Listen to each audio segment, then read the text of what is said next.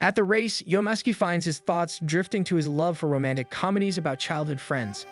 He imagines his own childhood friends confessing to him if they were in a rom-com. But as the race begins, reality quickly catches up to him. He knows those fantasies will never come true. Looking down at his palm, he sees that to win the race, he needs to find someone he loves. One morning, Yonaski wakes up feeling cold. Instinctively, he calls out Shio's name, already convinced she's the reason the window is wide open. He feels arms suddenly wrap around his torso as he realizes Shio is cuddling him. As he tries to pry her off, she only tightens her grip, forcing him to lie on top of her. If this were a romantic comedy, he knows this scene could lead to something dirty. But this is reality, so he pinches Shio's lips. Shio stirs, then immediately stiffens once she realizes Yonaski is right in front of her. She panics and starts yelling at him for sneaking into her room, only for Yonaski to point out that it's actually his room. Shio switches tactics and blames him for not fixing his lock. Eventually, she drops the argument and casually tells him she'll be at the front door. She climbs out through the window, insisting there's nothing wrong with using a shortcut. She doesn't notice the wind lifting her skirt. Yonaski hurriedly points out that she's flashing him. While getting ready for school, Yonaski tells himself it would be strange to start seeing Shio as a romantic interest. Still, he can't deny that what he saw earlier was sexy. When he finally steps outside, Shio immediately clings to his arm. He asks her to let go, but she only snuggles closer, insisting this is normal. As they walk to school, Yonaski feels disappointment. He's sure that to Shio, he's just a friend, while he keeps thinking dirty thoughts about her. He swears to himself that he will never let Shio know about the indecent thoughts. Meanwhile, Shio is irritated because, despite her efforts, she still isn't getting the reaction she wants from him. She subtly presses her chest closer to his arm, hoping to make him notice. Instead, Yonaski only complains about how hard it is to walk. Hearing that makes Shio grumble inwardly about how much effort she puts in every single day just to catch his attention. She convinces herself that someday Yonaski's heart will belong to her. An idea suddenly comes to mind. Pretending to trip, she deliberately pulls him down with her. Just as she planned, Yonaski lands on top of her. She accuses him of touching her chest on purpose. She recalls seeing a similar scene in one of the comics he keeps in his room, so she's confident that this kind of situation should appeal to him. However, Yonaski's reaction is dry. He calmly gets up and complains about how clumsy she is. In reality, he's struggling to keep his expression under control. Seizing another chance, Shio suddenly claims that she sprained her ankle, putting on a cute act in hopes that it'll finally make him flustered. Instead, she's caught off guard when Yonaski helps her to the side of the road and pulls out a first aid kit. Yonaski explains that he's always prepared because Shio has always been reckless. He even recalls how, when they were kids, she used to jump across rooftops and get hurt in the process. Shio blushes, realizing how closely he's been watching over her. Once Yonaski determines that her ankle is fine, he insists that they should continue heading to school. Shio quickly catches up to him and grabs his hand. The sudden contact makes both of them flustered.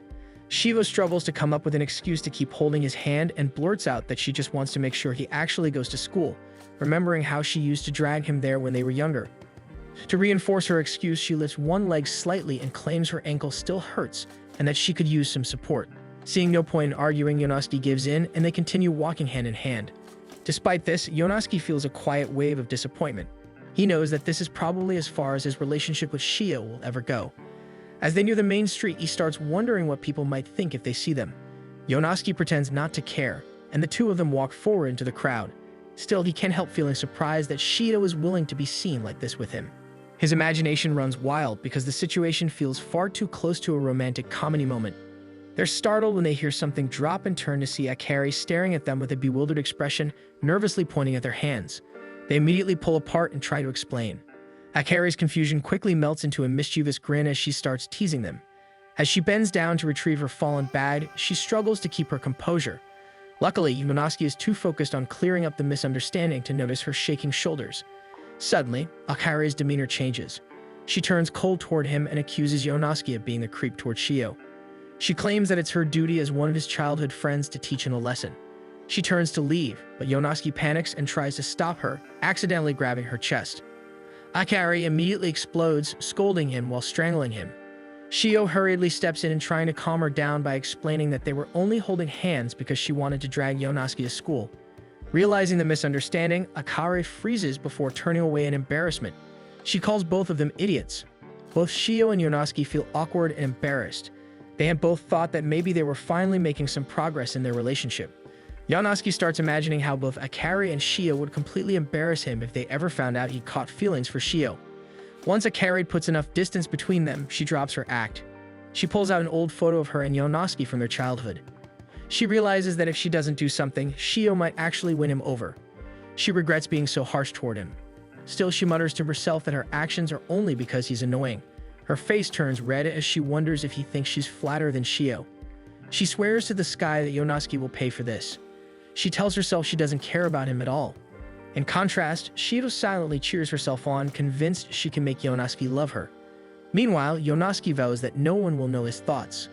At school, Haori immediately calls him a creep when she notices he bought the same drink as her. Akari is Yonosuke's other childhood friend, but they are constantly fighting. Shio scolds them, but is called away for her class representative duties. The moment she leaves, they immediately start insulting each other. Yonosuke instantly regrets his words, remembering how, when they were younger, Akari used to be sweet and constantly stuck by his side. Now he can't help but wonder if she even considers him a friend. Hoping to make amends, he mentions his drink and casually tells Akari how good it tastes. Akari pretends not to care at all. In her mind, Akari curses him for not noticing her efforts. She had glammed up, studied hard so they could attend the same school, and even bought the same drink just to give them a chance to talk. She promises herself that she'll start being nicer if Yonosuke would just look her way. They end up opening their drinks at the same time, and Akari immediately accuses him of copying her. Yonosuke suddenly realizes he's holding Akari's drink. He tries to warn her that she grabbed the wrong one, but it's already too late. Akari's eyes widen as the realization sinks in. She gets flustered by the thought that she's just shared an indirect kiss with Yonosuke. Akari regains her composure and teasingly insults him, saying he's acting like a grade schooler for getting worked up.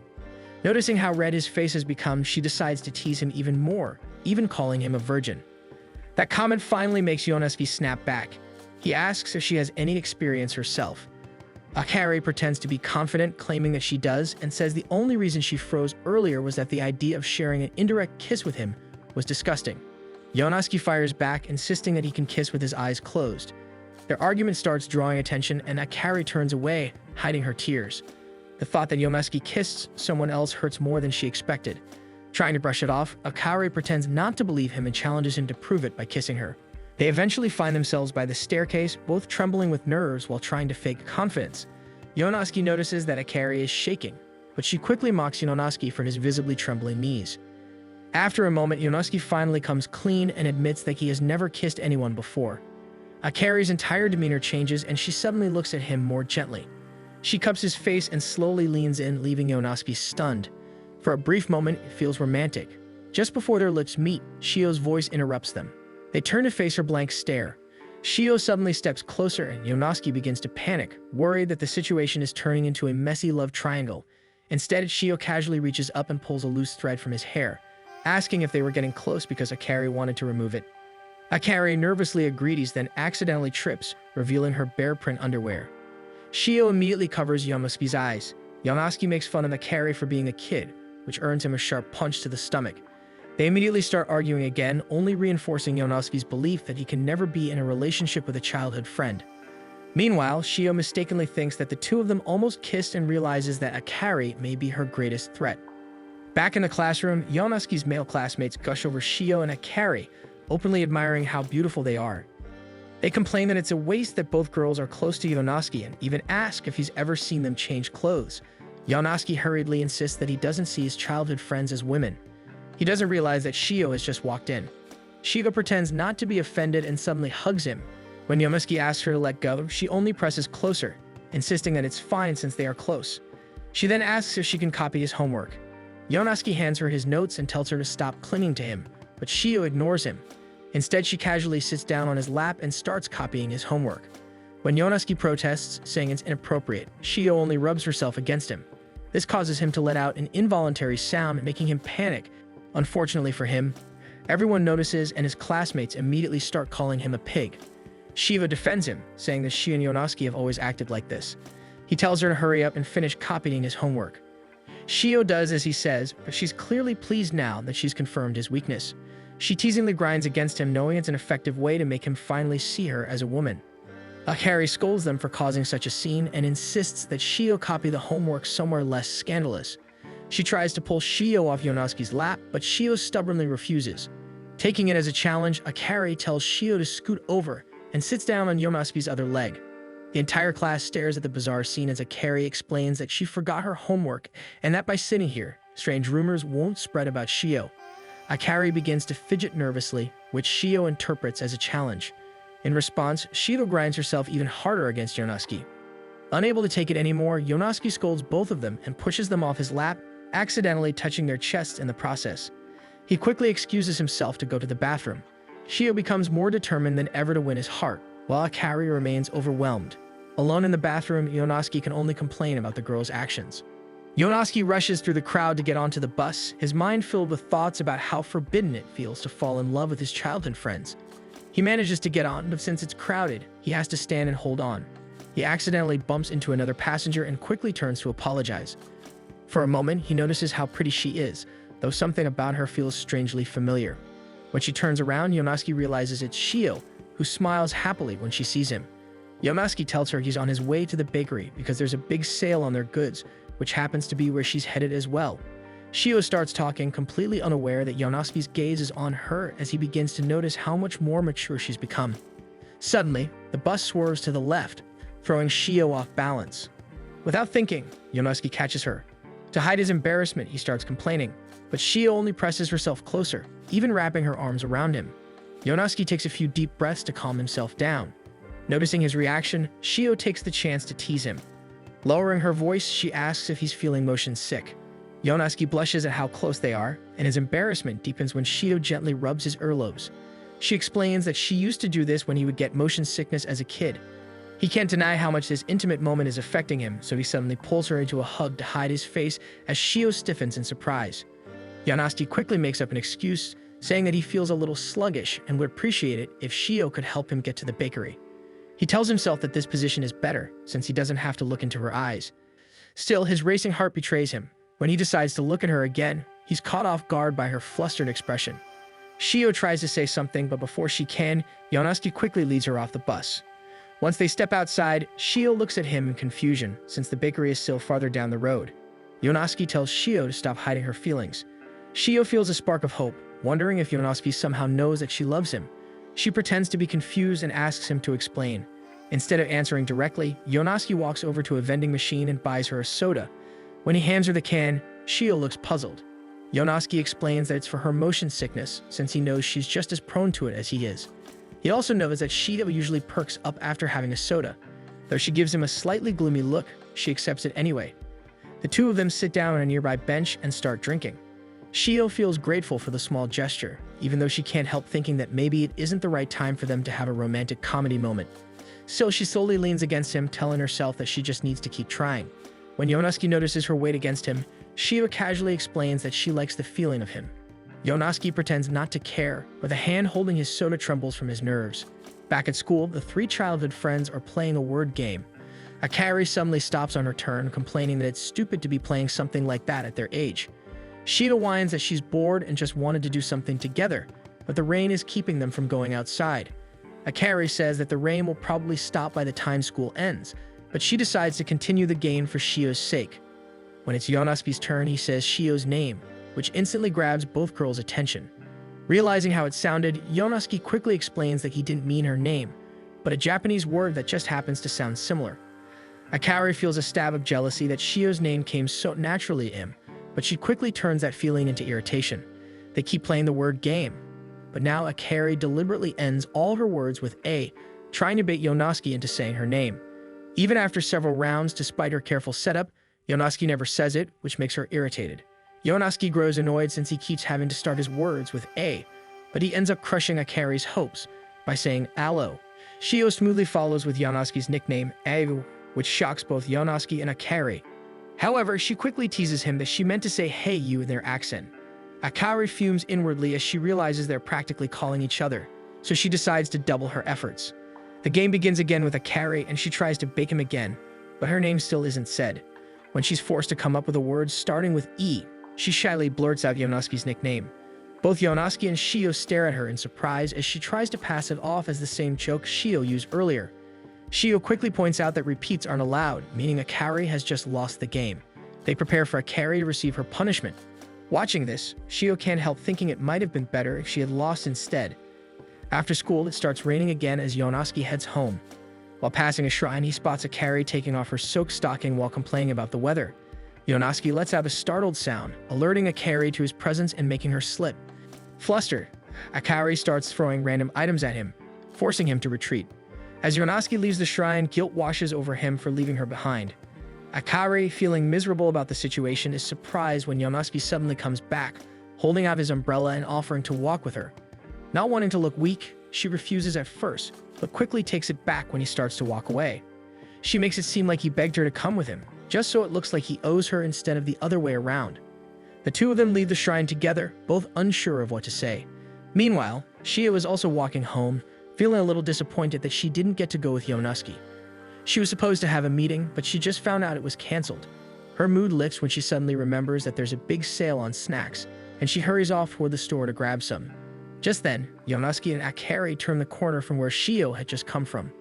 The two of them are awkward around each other, which Yonosuke finds strange, considering that Akari is also his childhood friend.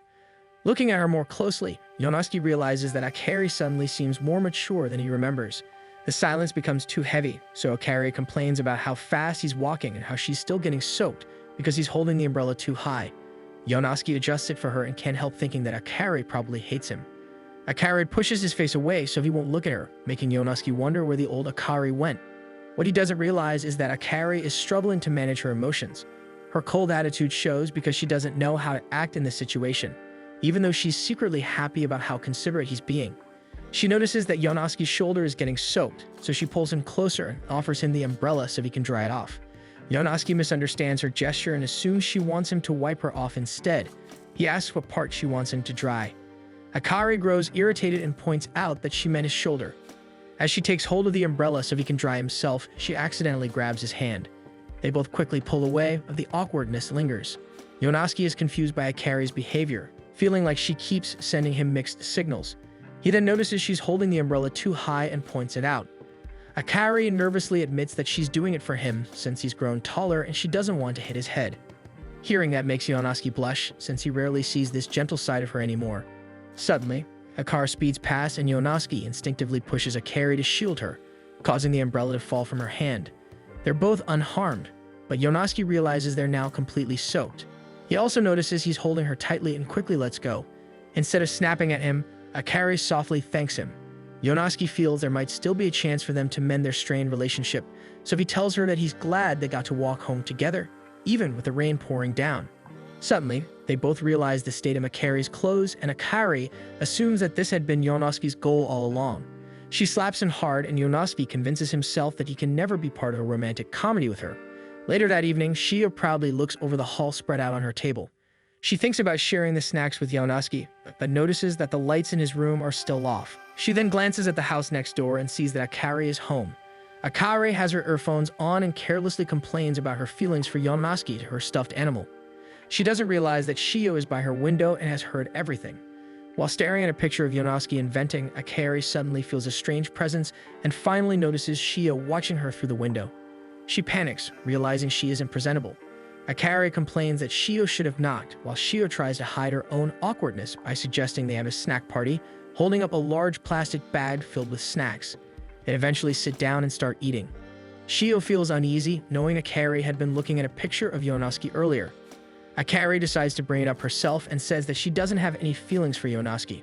This puts Shio at ease for a moment, but as Akari keeps talking, Shio notices her expression soften.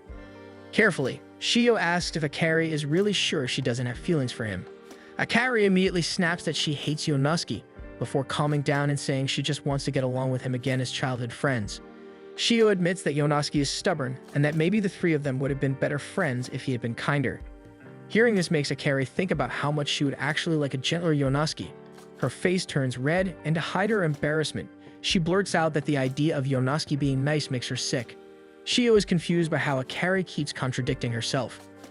Trying to change the subject, Akari shows Shio a cute video she found, but Shio accidentally sees part of her search history. Realizing where Shio is looking, Akari panics and accidentally smacks her with her phone. She quickly apologizes and rushes to grab an ice pack. When she opens one of her cabinets, several albums filled with pictures of Yonosuke tumble out. Akari tries to explain that Yonosuke just photobombs a lot, but the more she talks, the more obvious it becomes that Shio doesn't believe her. Even without Akari admitting it, Shio already knows the truth. She remembers how, when they were kids, they promised never to hide secrets from each other because they were best friends. Nervous but determined, Shio asks again what Akari truly feels about Yonosuke. Akari admits that Yonosuke is annoying because he treats both of them poorly. She says that even though they're his childhood friends, the least he could do is treat them like girls and be more considerate.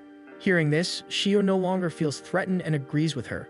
She mentions how, just last year, Yonosuke gave her a toy dinosaur. The two of them start taking turns complaining about him before bursting into laughter. Deep down, they both know that even if they fall for the same person, they'll still remain best friends. While they're laughing, they don't realize that Yonosuke is standing outside Akari's room, able to hear everything because he had come to return the handkerchief. He turns to leave, but a sudden scream makes him rush inside. What he sees is so embarrassing that Akari immediately explodes, yelling at him for barging in and beating him up. Shio assesses the situation and wonders if Akari hates Yonosuke. One evening, Yonosuke finds himself on top of Shio, wondering how he ended up in this situation. One morning, Shio reads the latest volume of a romantic comedy comic in Yonosuke's room. She had snuck in again while he was still sleeping and decided to catch up on the series. As she reads, she tears up because the main heroine has finally ended up with her childhood friend. She wants a happy ending like that too. Shio glances over at Yonosuke and wonders if he feels the same way. Realizing her eyes are puffy from crying, she decides it's time to leave. Before climbing out the window, she gives Yonosuke one last smile and silently swears that she will have a romantic comedy with him. On his walk to school, Yonosuke recalls the previous day. He had managed to get his hands on the latest volume of a comic he'd been collecting. To avoid being recognized, he had gone out in disguise. Unfortunately, Shio and Akari spotted him immediately. He tried to hide the comic under his shirt as the girls crowded around him, eager to find out what he was hiding. The situation reminded him of a familiar romantic comedy setup, and while he was lost in his thoughts, the comic fell to the ground. Shio instantly recognized it as part of the series he kept hidden under his bed. Both Akari and Yonosuke were shocked that she knew, so Shio casually explained that she had seen them while lying around in his room. Akari wasted no time teasing him, pointing out that his taste in comics suggested he might be fantasizing about childhood friends. As Yonosuke continues walking to school, he dreads the day ahead, convinced they will keep mocking him. Suddenly, Shio covers his eyes from behind. He lightly scolds her for being too touchy in public. It didn't bother Shio at all, so she continues being affectionate as usual, but Yonosuke interprets it as teasing. Choosing to ignore her, he walks ahead. Before class, Shio tries approaching him again, but he excuses himself. At lunch, she makes another attempt, only for him to leave. Defeated, Shio returns to her desk.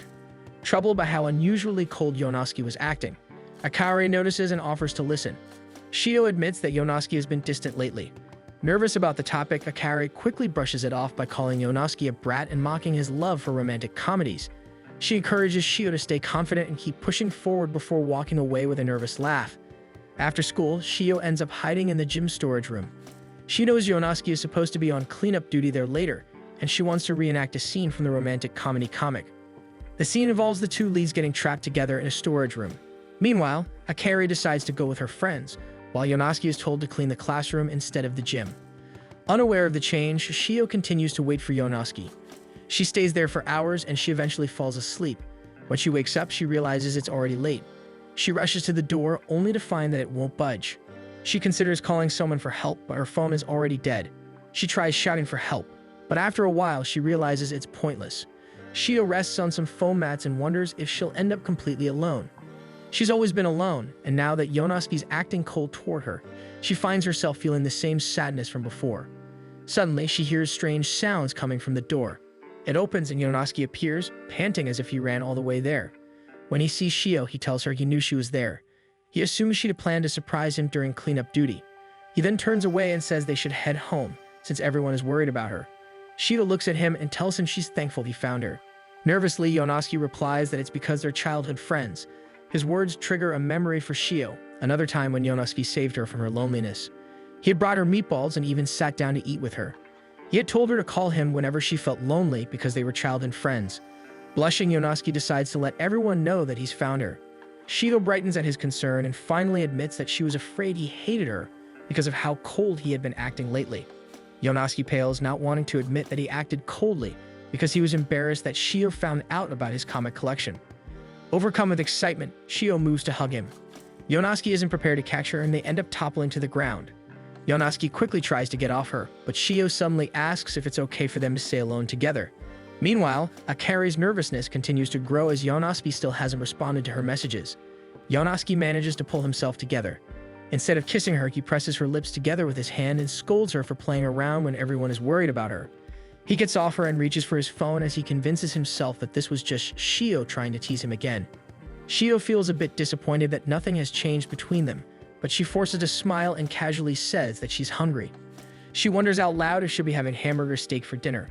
Her words make Yonosuke remember the time they shared meatballs when they were kids. Shio notices that he suddenly grows quiet.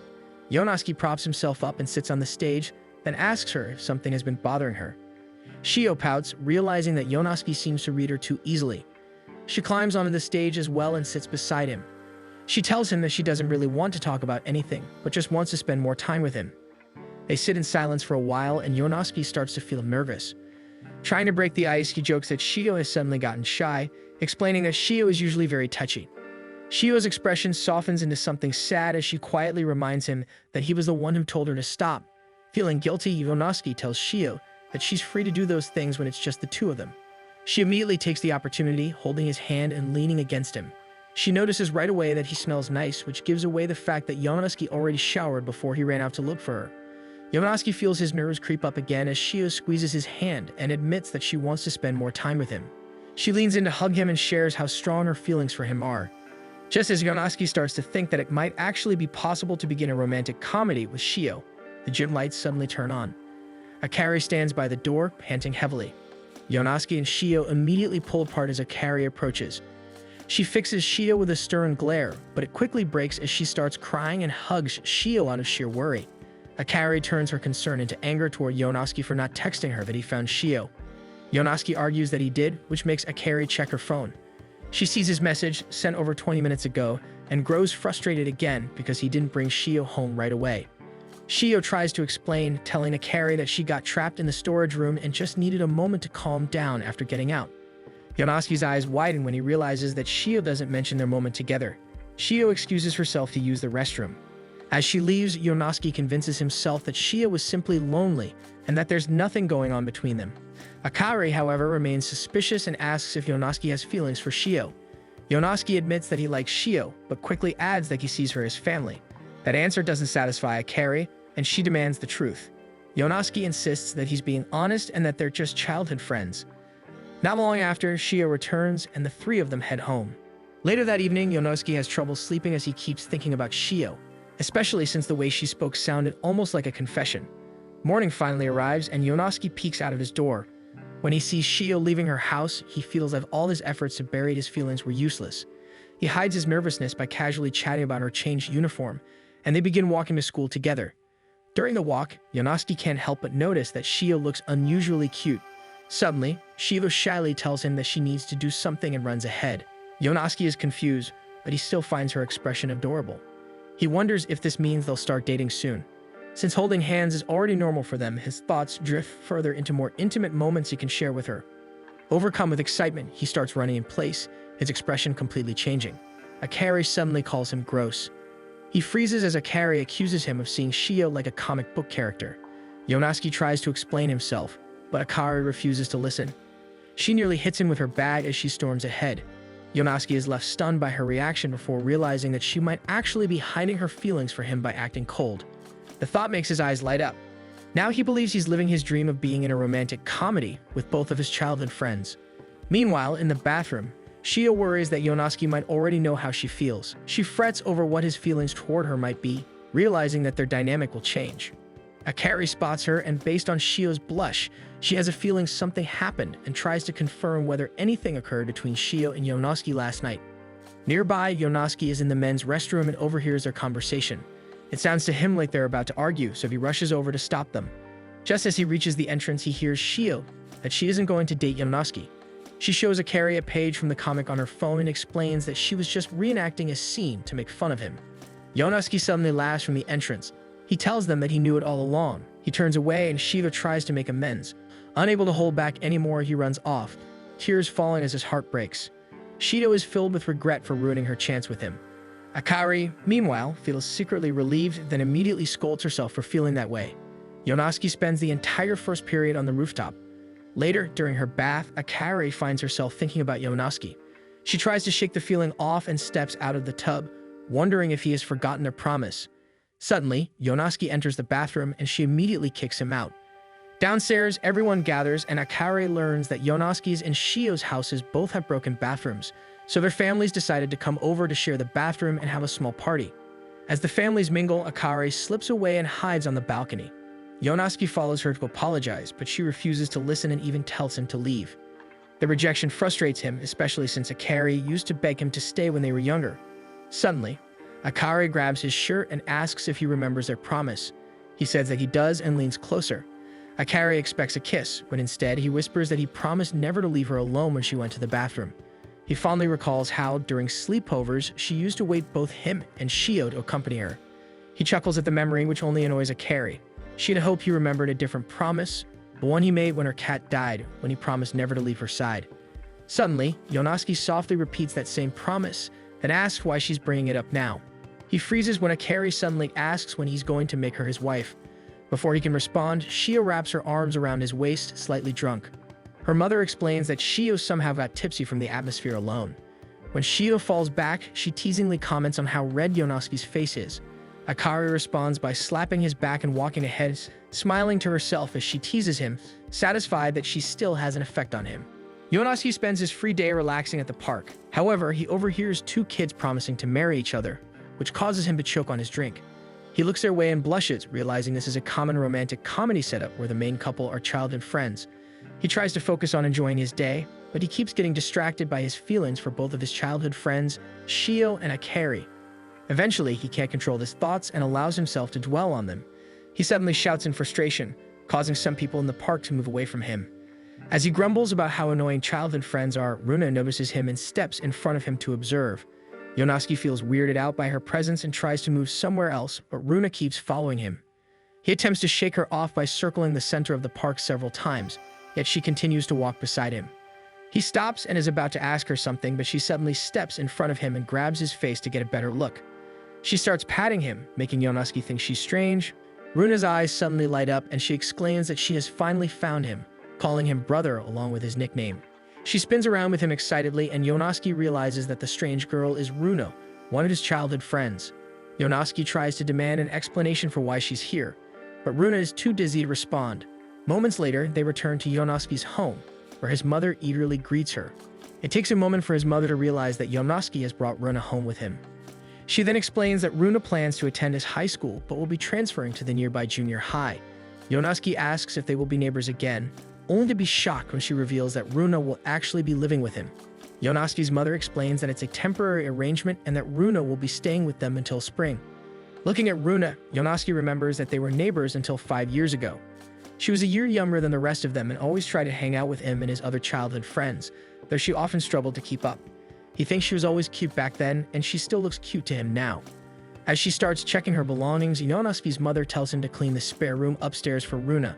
He is about to head upstairs when Runa suddenly calls out to him.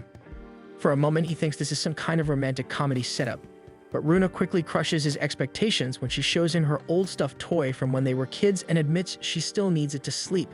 They begin cleaning together, and Yonosuke complains that he wasn't told about the arrangement earlier, since he would have prepared the room sooner. He then tells Runa that he finds her impressive for having the courage to study away from her family.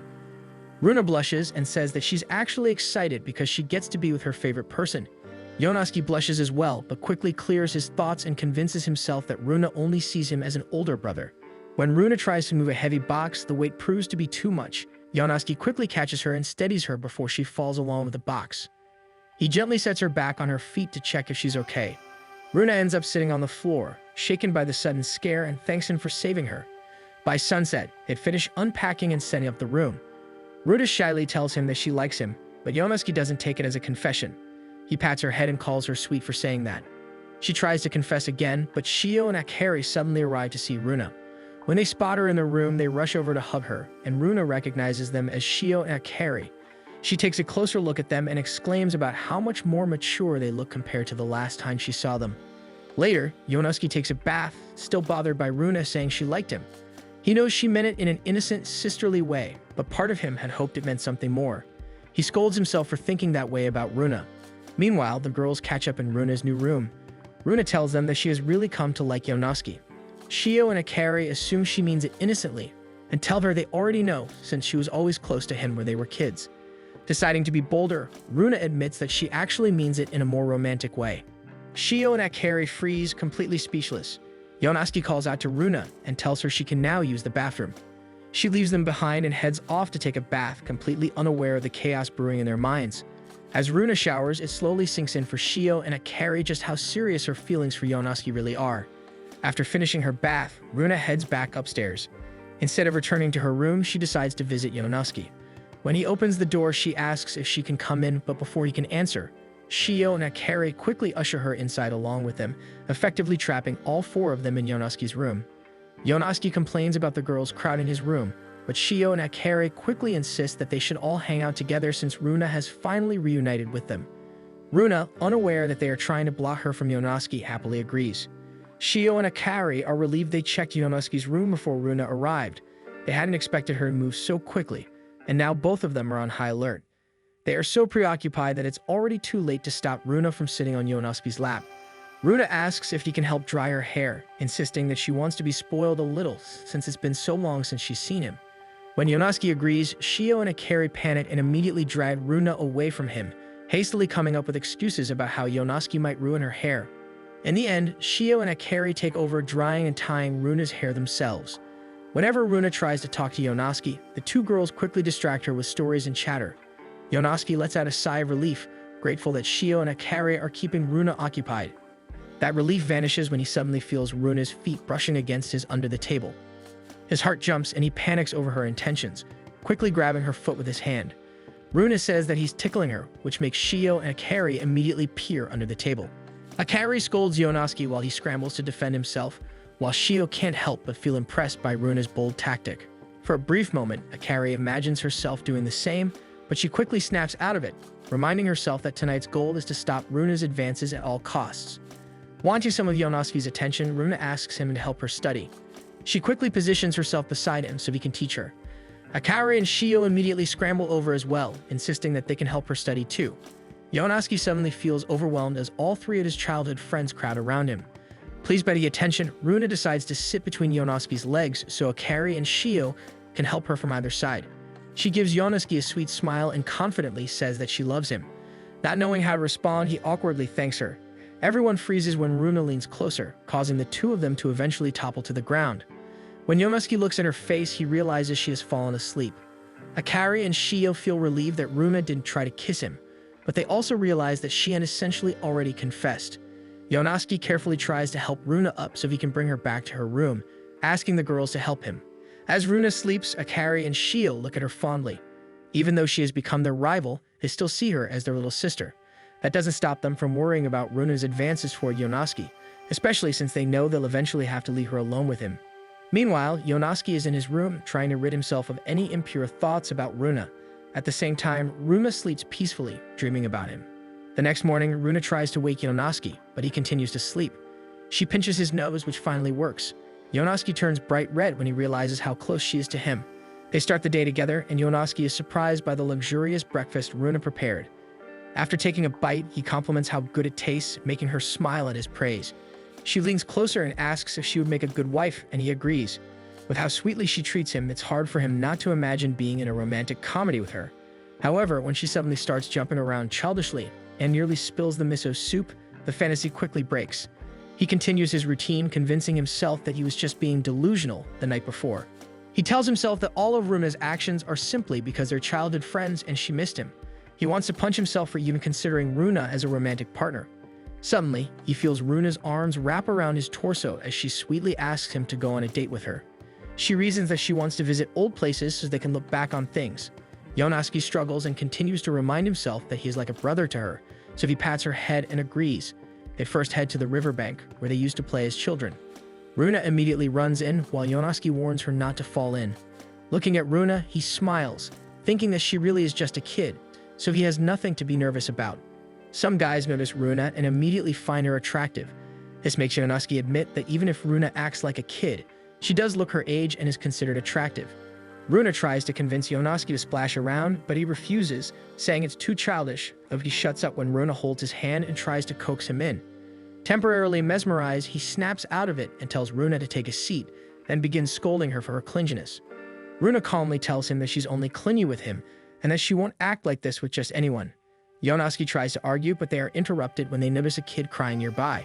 Approaching the boy, Runa easily calms him down, which impresses Yonosuke. They eventually find the boy's mother, and the child leaves with a smile on his face. Yonosuke calls what she did impressive, and Runa says that she wants to be someone who helps others stand, because when they were kids, everyone helped her stand. Facing Yonosuke, she shares that she's working hard to become a doctor. She reveals that she's been studying a lot and can already treat simple wounds. Yonosuke feels himself get a little embarrassed as he admits that he had always viewed her as a little kid. However, she has already figured out her life plan, making her more of an adult than he is. Runa corrects him and says that she really still is a kid who is just excited to become an adult. Yonosuke takes a good look at her, realizing that his perception of Runa had been wrong. He briefly wonders if her confession last night was romantic. Before he can ask, Akari and Shio immediately run up to him and greet Runa. Shio and Akari jump into the lake and begin splashing water on Runa and Yonosuke, coaxing them both to play. While Yonosuke finds it annoying, Runa is easily persuaded. All three girls begin playing in the water as Yonosuke watches from nearby. He feels embarrassed with himself since he was about to ask Runa about her confession. Suddenly, Runa appears in front of him, and for a brief moment, he expects another confession. But Runa simply shows him two crawfish and makes her way over to him. She trips on the way, making the girls worry and making Yonosuke realize that he cannot be in a rom-com with her. One morning, Akari observes Yonosuke in the school store. She knows he loves romantic comedy manga, so she is worried because Runa has basically confessed. Since then, she has been curious about what he feels for Runa. Eventually, Yonosuke calls her out for staring at him. Not wanting to admit that she grabs a random piece of bread and announces that she also wants to buy bread. As she marches forward to pay for the item, Yonosuke gets a glimpse of what it is and stops her. She realizes she is holding the extra hot curry bread. Yonosuke cautiously approaches her, insisting that she can still put it back on the shelf. However, Akari knows she will give herself away if she does that, so she puts on a confident facade and tries to make it sound like she wants to eat something hot. Yonosuke still insists that she put it down, telling her that it's way too much for her. To convince her, he claims to have bitten a piece before and been overwhelmed by the intensity. He also says that there are rumors about students eating that bread and having to leave school early. Akari feels herself getting sick at the stories but insists that she is aware of them and still wants the bread. He tries to convince her one more time by mentioning that her stubbornness will be her downfall, even betting that she'll throw it away after one bite. The statement pisses her off, so out of spite, she pays for the bread and swears to finish it. In the classroom, both she and Yonosuke pale as she opens the plastic containing the bread, the hot seasoning already wafting through the air. She tentatively licks it as Yonosuke tells her to take his melon bread instead. Stubborn as always, she takes the first bite. At first, the heat doesn't hit her, but once it does, she immediately regrets it as her tongue is brought into a world of pain. She squirms in her seat and Yonosuke makes a move to remove the bread from her desk, but she blocks his hand and takes another bite, scolding herself for getting into this mess. She chokes on the bread, instantly worrying Yonosuke. He decides to look for some milk for her, but Akari stops him, pleading with him to watch her finish the entire bread. Yonosuke is caught off guard by her request, but since Akari is gripping his hand so tightly, he decides not to argue as she forces herself to take bite after bite of the hot bread. She finally finishes it and triumphantly holds up the empty wrapper. A moment later, she realizes she is still holding his hand. Embarrassed, she quickly lets go and turns her face away. She hears Yonosuke apologize, telling her she was impressive because he never thought she could handle it. Akari looks at him with a dreamy expression. Still breathless, she blurts out that she likes him and panics and hastily corrects herself, claiming she meant that she likes hot food. Yonosuke accepts this explanation and sits back down. Not long after, the heat becomes too much for her, and she suddenly faints, leaving Yonosuke in a panic over her collapsed form. Final exams are over and summer break is about to begin. Shio and Akari are thrilled since they scored high on their tests. Meanwhile, Yonosuke remains preoccupied with his feelings for his childhood friends, despite knowing he has more pressing matters to attend to. Shio is about to ask him about his plans for the break, but he has already hurried off home. When he arrives, Runa excitedly greets him and proudly presents her perfect scores in every subject. Yonosuke pales at the sight, forcing out a shaky congratulations. Runa beams at the praise and eagerly asks for more, but Yonosuke has already brushed past her toward his room. Once inside, he realizes the real reason he's acting this way is that he's constantly distracted by Shio and Akari. He pulls out his study materials and starts studying intensely, determined not to fall behind among his childhood friends.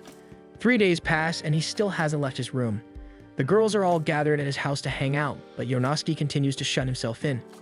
Annoyed by Yonosuke's stubbornness, Akari tells the girls that they should just make their summer plans without him. Runa feels uneasy and asks Akari if she really won't miss him.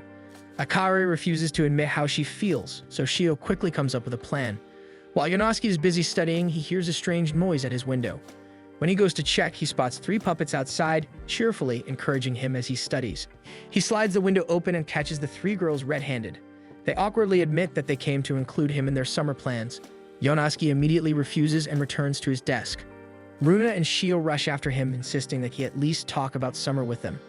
Akari confronts him, asking about his grades and arguing that there's no point in studying if his results are already bad. This only angers Yonosuke, who snaps back at her, which in turn makes Akari angry. Sensing the tension, Shio pulls the girls aside for a meeting in the corner of the room. After whispering among themselves, they agree on a new approach. They get Yonosuke's attention again and begin teasing him, saying he's going to waste his entire summer if he refuses to stop studying. When they finally leave his room, Yonosuke feels frustrated. Deep down, he wants to stand proudly beside Akari and Shio, but he knows he can't do that with an average grade. Sometime later, while he is deeply focused on his studies, he suddenly feels someone tapping him. He turns around, ready to scold them, but the words vanish in his throat when he sees all 3 girls standing behind him. They excitedly try to encourage him into going to the beach with them. Flustered, he finally admits that he actually wants to go with them. The girls gather around a magazine to choose which beach they should visit. Curious, they suddenly ask him about his test scores. After hesitating, Yonosuke agrees to show them, revealing excellent results in every subject. Still, he admits he feels embarrassed because he didn't manage to score perfect marks. Their reaction to his results makes Yonosuke curious about what Akari and Shio scored, but the girls awkwardly try to dodge the question. He quickly realizes that they didn't score as high as they claimed. With an amused sigh, he tells them they'll still have to study over the summer, which immediately makes both girls wail in despair. Eventually, Shio and Akari head home, leaving Yonosuke to take his bath. He grumbles that he didn't manage to study while they were there. Still, the thought of spending the summer with all 3 of his childhood friends makes him strangely giddy. Lost in his thoughts, he doesn't notice time passing until he hears the girls chatting outside. When the door opens, he quickly hides himself. While the girls prepare, Yonosuke pieces together from their conversation that they're having a pajama party. Runa suddenly comments on Shio's figure, amazed by how mature she looks, then turns to Akari and says she's cute by comparison. Akari grows embarrassed and snaps back that size doesn't really matter. The girls then start joking about what Yonosuke would look like if he were a girl, making Shio and Akari burst into laughter. In the process, Shio leans against the tub, causing the cover to slip slightly, revealing Yonosuke's head. Luckily, the girls don't notice and Yonosuke carefully adjusts the cover back into place. Soon after, they decide it's time to get in. Runa slides in first, only sliding the cover just enough for herself. Shio starts to move the cover so she can climb in as well. However, Shio stops when Runa suddenly asks what they think Yonosuke feels about them. She believes anyone would fall in love with them. Shio and Akari insist that Yonosuke doesn't have any romantic feelings for them. Akari even goes further, saying she wouldn't like it if Yonosuke did like her. This makes Runa admit that she would be ecstatic if Yonosuke ever confessed that he liked her. The declaration shocks Shio and Akari, and Shio slowly admits that she would also be happy if Yonosuke liked her that way. Feeling exposed, Akari finally shares that she wouldn't hate it if Yonosuke liked her either. Flustered, she quickly claims that the heat is getting to her and leaves. Shio and Runa decide to follow her. Once the door closes and the lights go out, Yonosuke finally emerges from the tub, relieved that no one seemed to notice him. As he finishes changing, his thoughts drift back to Shio and Akari and what he just overheard. Suddenly, Runa re-enters and spots Yonosuke there. She remarks that she's surprised he's still in there, confirming to him that she had noticed him earlier, though he has no idea how long she knew. Runa chooses not to say anything more about it. Before leaving, she teases him that she expects him to make up for today. Yonosuke blushes, realizing that his summer really does feel like the beginning of a romantic comedy with his childhood friends.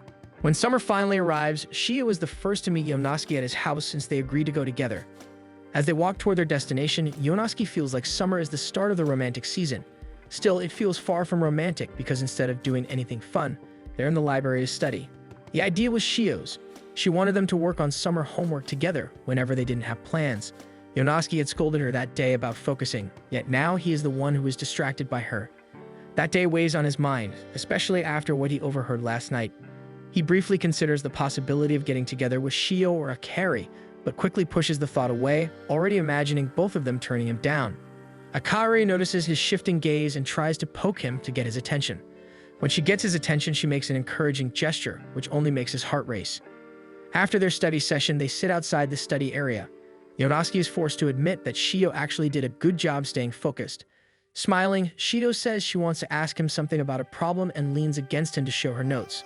Yonosuke complains about how close she is because of the heat, but Shiho only teases him and refuses to move away. He feels like she still treats him like a kid, yet wonders if he should show her that he actually likes her. Slowly, he tries to take her hand, but Shiho suddenly pulls back and proudly declares that she'll be able to finish all their lessons in a week.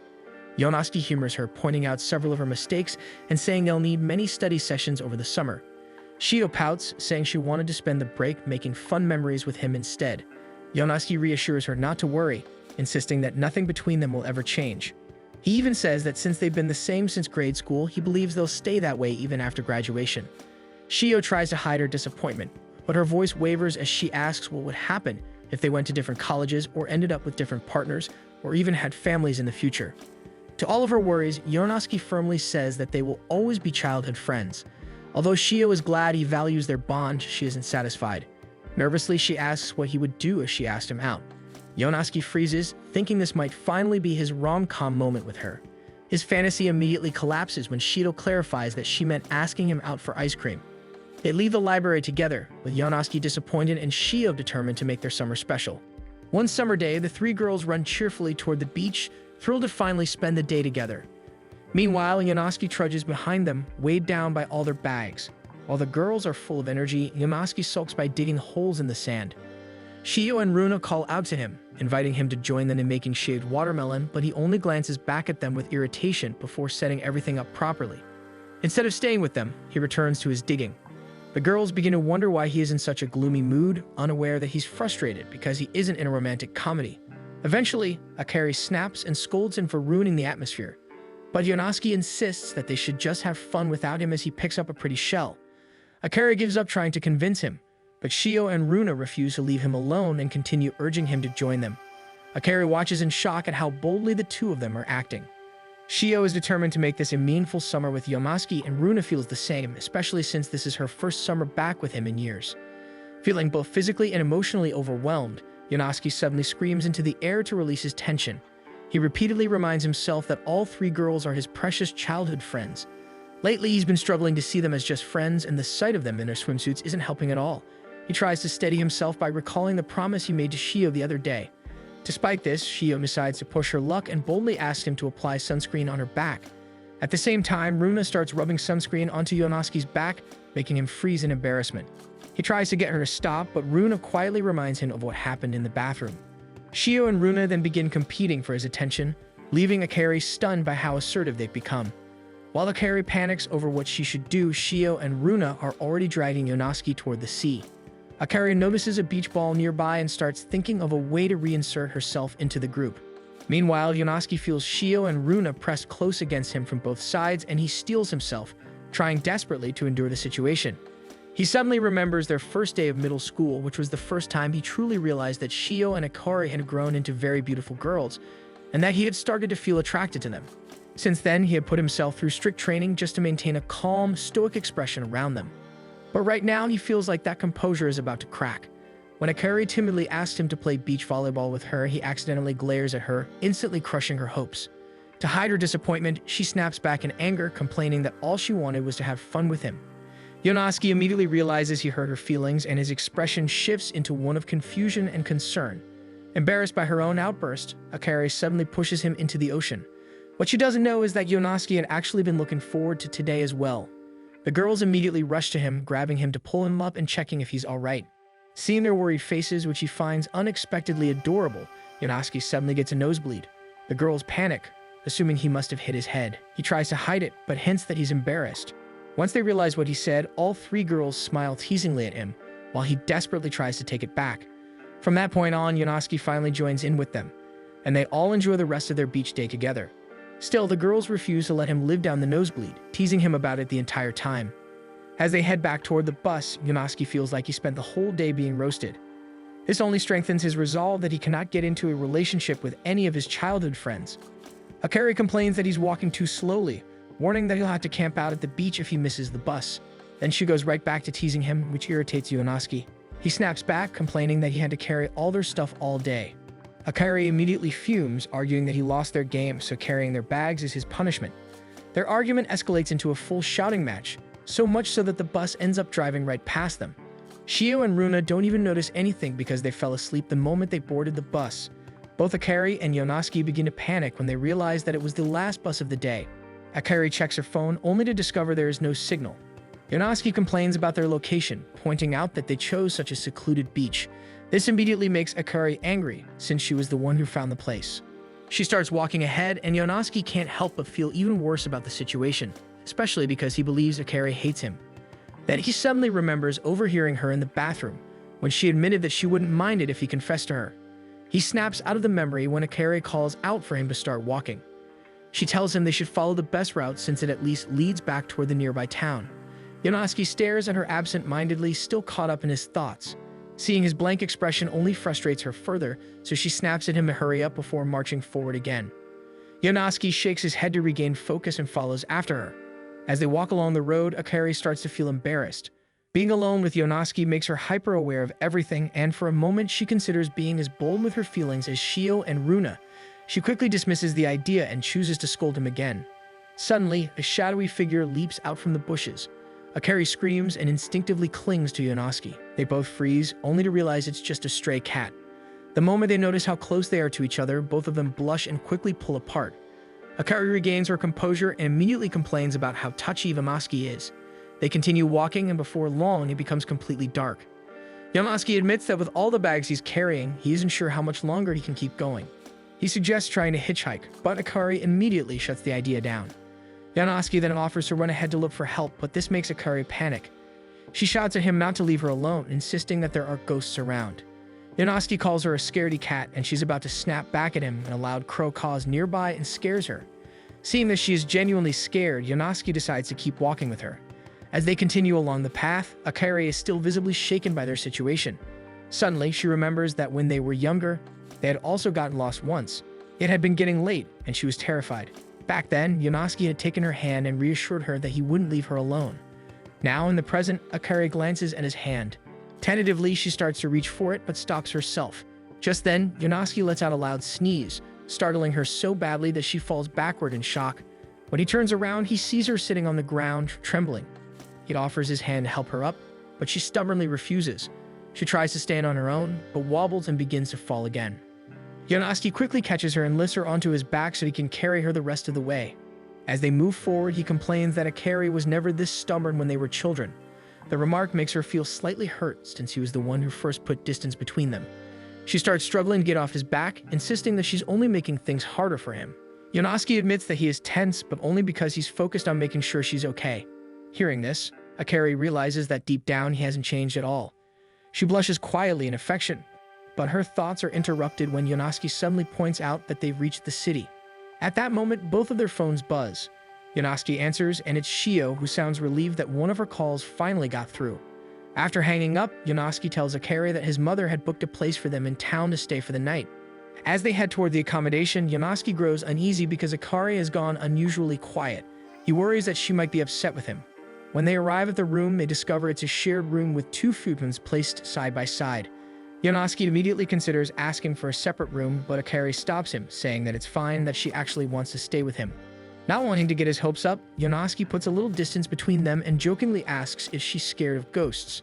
Instead of snapping at him, Akari simply smiles and thanks him for the day, adding that his actions reminded her of something from their childhood. Feeling unsure how to continue the moment, she excuses herself to take a bath. Moments later, Yonosuke decides to take a bath as well.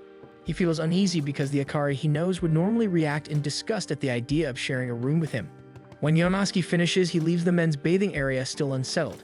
He can't shake the feeling that this is merely the calm before the storm and that Akari is planning to make the evening a nightmare for him. Then he notices Akari quietly waiting for him beside the bathhouse. He approaches her, but she simply looks away without saying anything, which only makes him more suspicious. During dinner, the hotel has prepared a generous spread for them, and Yonosuke feels that maybe it was actually lucky they got left behind. However, Akari remains quiet, not sharing his enthusiasm. To cheer her up, he offers her his portion of shrimp and even checks whether the plates are warm enough. He does all this carefully, feeling like one wrong move could set her off. When he reaches over to pour her some tea, he accidentally spills it, splashing his hand in her bag. Yonosuke immediately panics, expecting her to explode in anger over it, but instead, Akari rushes to his side and fusses over his burned hand. Realizing how close they are, she lightly pushes him back and offers to clean up the mess while he cools his hand. In the powder room, as he runs cool water over the burn, Yonosuke grows even more confused by Akari's behavior. His heart starts racing at how unusually considerate she has been toward him. Later that night, Akari shyly suggests that they get ready for bed. They both glance at how close the two futons are. Yonosuke decides the safest option is to move them apart to create some distance. Once he's satisfied with the space between them, he quickly gets under his covers, facing away from her. He tries to force himself to sleep, but Akari suddenly turns off the lights and slips into his futon. In a quiet voice, she asks him not to be mean to her, saying she hates it when he acts cold. Then she begs him to look at her the way he used to when they were children. Remembering their past together, Yonosuke slowly turns toward her and drapes his arm over her, agreeing to her request. Feeling reassured, Akari softly whispers that she loves him before drifting off asleep. Yonosuke immediately opens his eyes. He sits up in a panic, wondering if he imagined it, but when he checks on her, Akari is already fast asleep. He's left feeling surreal, unsure whether her confession was real. The next morning, Yonosuke wakes up exhausted yet strangely refreshed. The thought that he might actually be living out a romantic comedy with his childhood friend makes him giddy. He heads to the powder room to greet Akari and ask about last night, but she's already back to her usual self. She sharply scolds him for walking in while she's getting ready. She then grabs her bag and announces that she's going home ahead of him. Yonosuke is left alone in the hotel room, even more confused about the confession and more convinced than ever that he cannot possibly be in a romantic comedy with his childhood friends. Meanwhile, on the bus, Akari suddenly wonders whether she really confessed the night before. The realization hits her, and she panics when she understands that she actually did. After the beach incident, Yonosuke lies defeated on a thin couch. He is certain that Akari confessed to him that evening, but the very next day she acted completely cold toward him. As he sinks deeper into his thoughts, Runa tries to convince him to go somewhere fun with her. He refuses, pointing out that they had just gone to the beach. But Runa insists they should still go out, explaining that she'll be heading home for Obon and will miss the summer festival.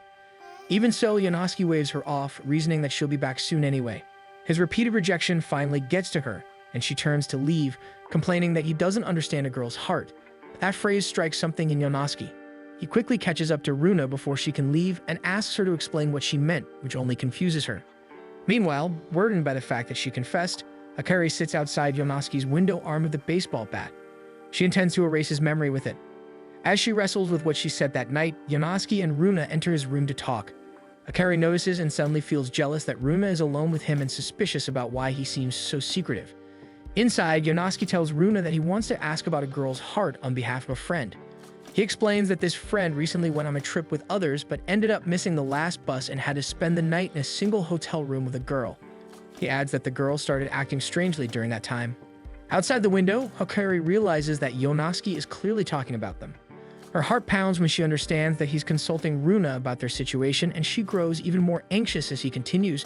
Runa gives him a suspicious look at first. Then her eyes light up as she realizes he's essentially asking her for relationship advice. Excited, she urges him to continue the story. Nervously, Yonosuke explains that when it was time to sleep, the girl slipped into his friend's futon. He says that since she seemed troubled, his friend hugged her, and after a few moments, the girl confessed that she loved him. Or at least, that's what he thinks she said. Outside, Akari's face turns bright red. Yonosuke continues by mentioning that the girl acted cold toward his friend the next day and then went home. He asks for Runa's interpretation of the events, and even Akari finds herself curious about what Runa will say.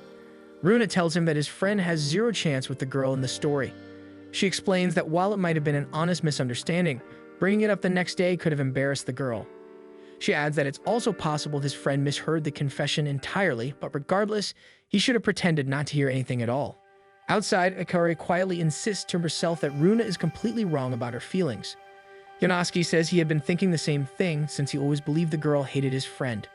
He explains that she was always cold and scowling at him, and for some reason, only toward him. With this new detail, Runa pauses and retracts her earlier conclusion. Instead, she suggests that this might be a Tsukisaki situation. The unfamiliar term confuses both Yonosuke and Akari, so Runa explains that it refers to someone avoiding the person they like. She goes on to say that the girl in the story is obviously a tsundere. Runa elaborates, pointing out how the girl's cold behavior mixed with sudden warmth fits the classic tsundere trope perfectly. She confidently advises that Yonosuke's friend should aggressively pursue the girl, insisting that it would only make her fall for him even harder. Both Akari and Yonosuke panic at that suggestion.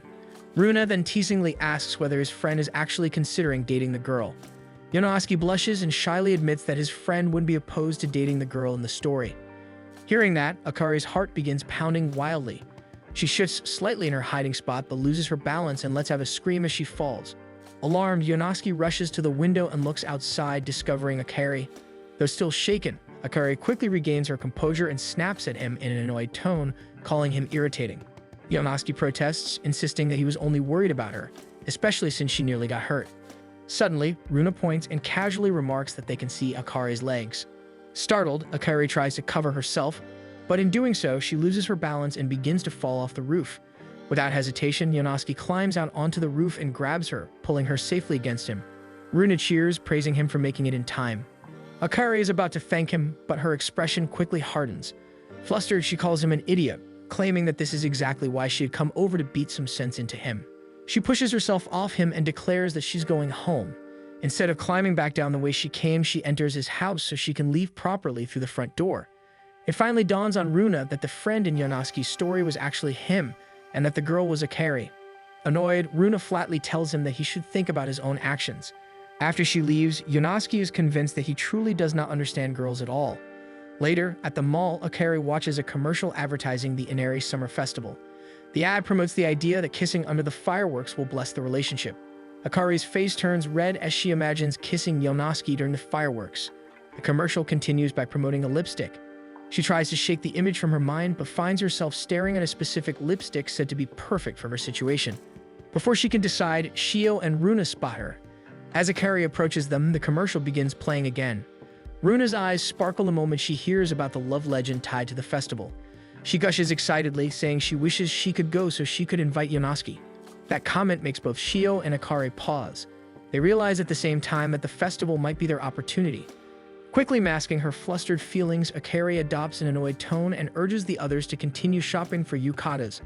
At one of the stores, Shio and Runa each hold up different designs, complimenting each other as they compare patterns. Watching them, Akari grows thoughtful. She reflects on Shio's recent behavior and begins to wonder if Shio might also have feelings for Yonosuke. Akari's eyes drift toward a floral hairpiece, and she reaches out to grab it, only for Shio's hand to reach for the matching one beside it at the same time. Realizing they're about to choose the same design, Shio quickly apologizes, admitting she didn't mean to pick the same one as Akari. Akari immediately tells her to take it instead, insisting it would suit her perfectly. But Shio gently smiles, suggesting that they would both look great wearing matching pieces, so they should get the pair. Akari returns the smile and agrees, picking up the identical hairpin. As she does, she reflects on her relationship with Shio. They've been best friends since childhood and have rarely ever fought. She remembers how generous Shio has always been. When they were little, Akari once wanted the last donut, but Shio had grabbed it first. The moment she realized Akari wanted it too, she split it in half without hesitation so they could share it. However, when it comes to Yonosuke, they cannot split him. Shiva notices her downcast mood and sees that Akari has been staring at a poster advertising the fireworks show. Akari explains that they've always watched the festival fireworks together as a group and she's looking forward to doing it again with everyone. Shio leans against the railing thoughtfully and mentions that she once saw a TV report claiming the Inari fireworks legend might actually be true, that couples who get together during the festival often end up marrying. Akari states that the legend doesn't really apply to them, since they always watch as a group. But then Shio quietly adds that this year she wants to watch the fireworks alone with Yonosuke. Akari freezes since this confirms her suspicion. Still, she forces a smile and tells Shio she should go for it. She promises she'll be mindful not to get in the way. She even admits that she had suspected Shio might feel that way, though she wasn't entirely sure. Shio asks if it's truly okay for her to invite Yonosuke. She tells Akari she wants to be honest and that Akari should be honest too because she has a feeling that Akari might have the same feelings for him. Realizing she's been seen through, Akari feels memories of her time with Yonosuke flash through her mind. Her chest tightens and finally she admits that she also wants to watch the fireworks with just Yonosuke. Shio suddenly feels lighter because the two of them are being completely honest with each other. Instead of feeling upset, she feels relieved and refreshed. She smiles warmly and tells Akari how happy she is that Akari finally admitted she likes Yonosuke. She even says she's grateful that another one of their childhood friends has feelings for the same boy they grew up with. Shio extends her hand and declares that no matter who wins Yonosuke's heart, there will be no hard feelings between them. Akari silently thanks her and takes Shio's hand firmly, declaring that she won't lose. On the evening of the Inari Summer Festival, the group attends together. But Akari knows that once the fireworks begin, Yonosuke will choose only one of them.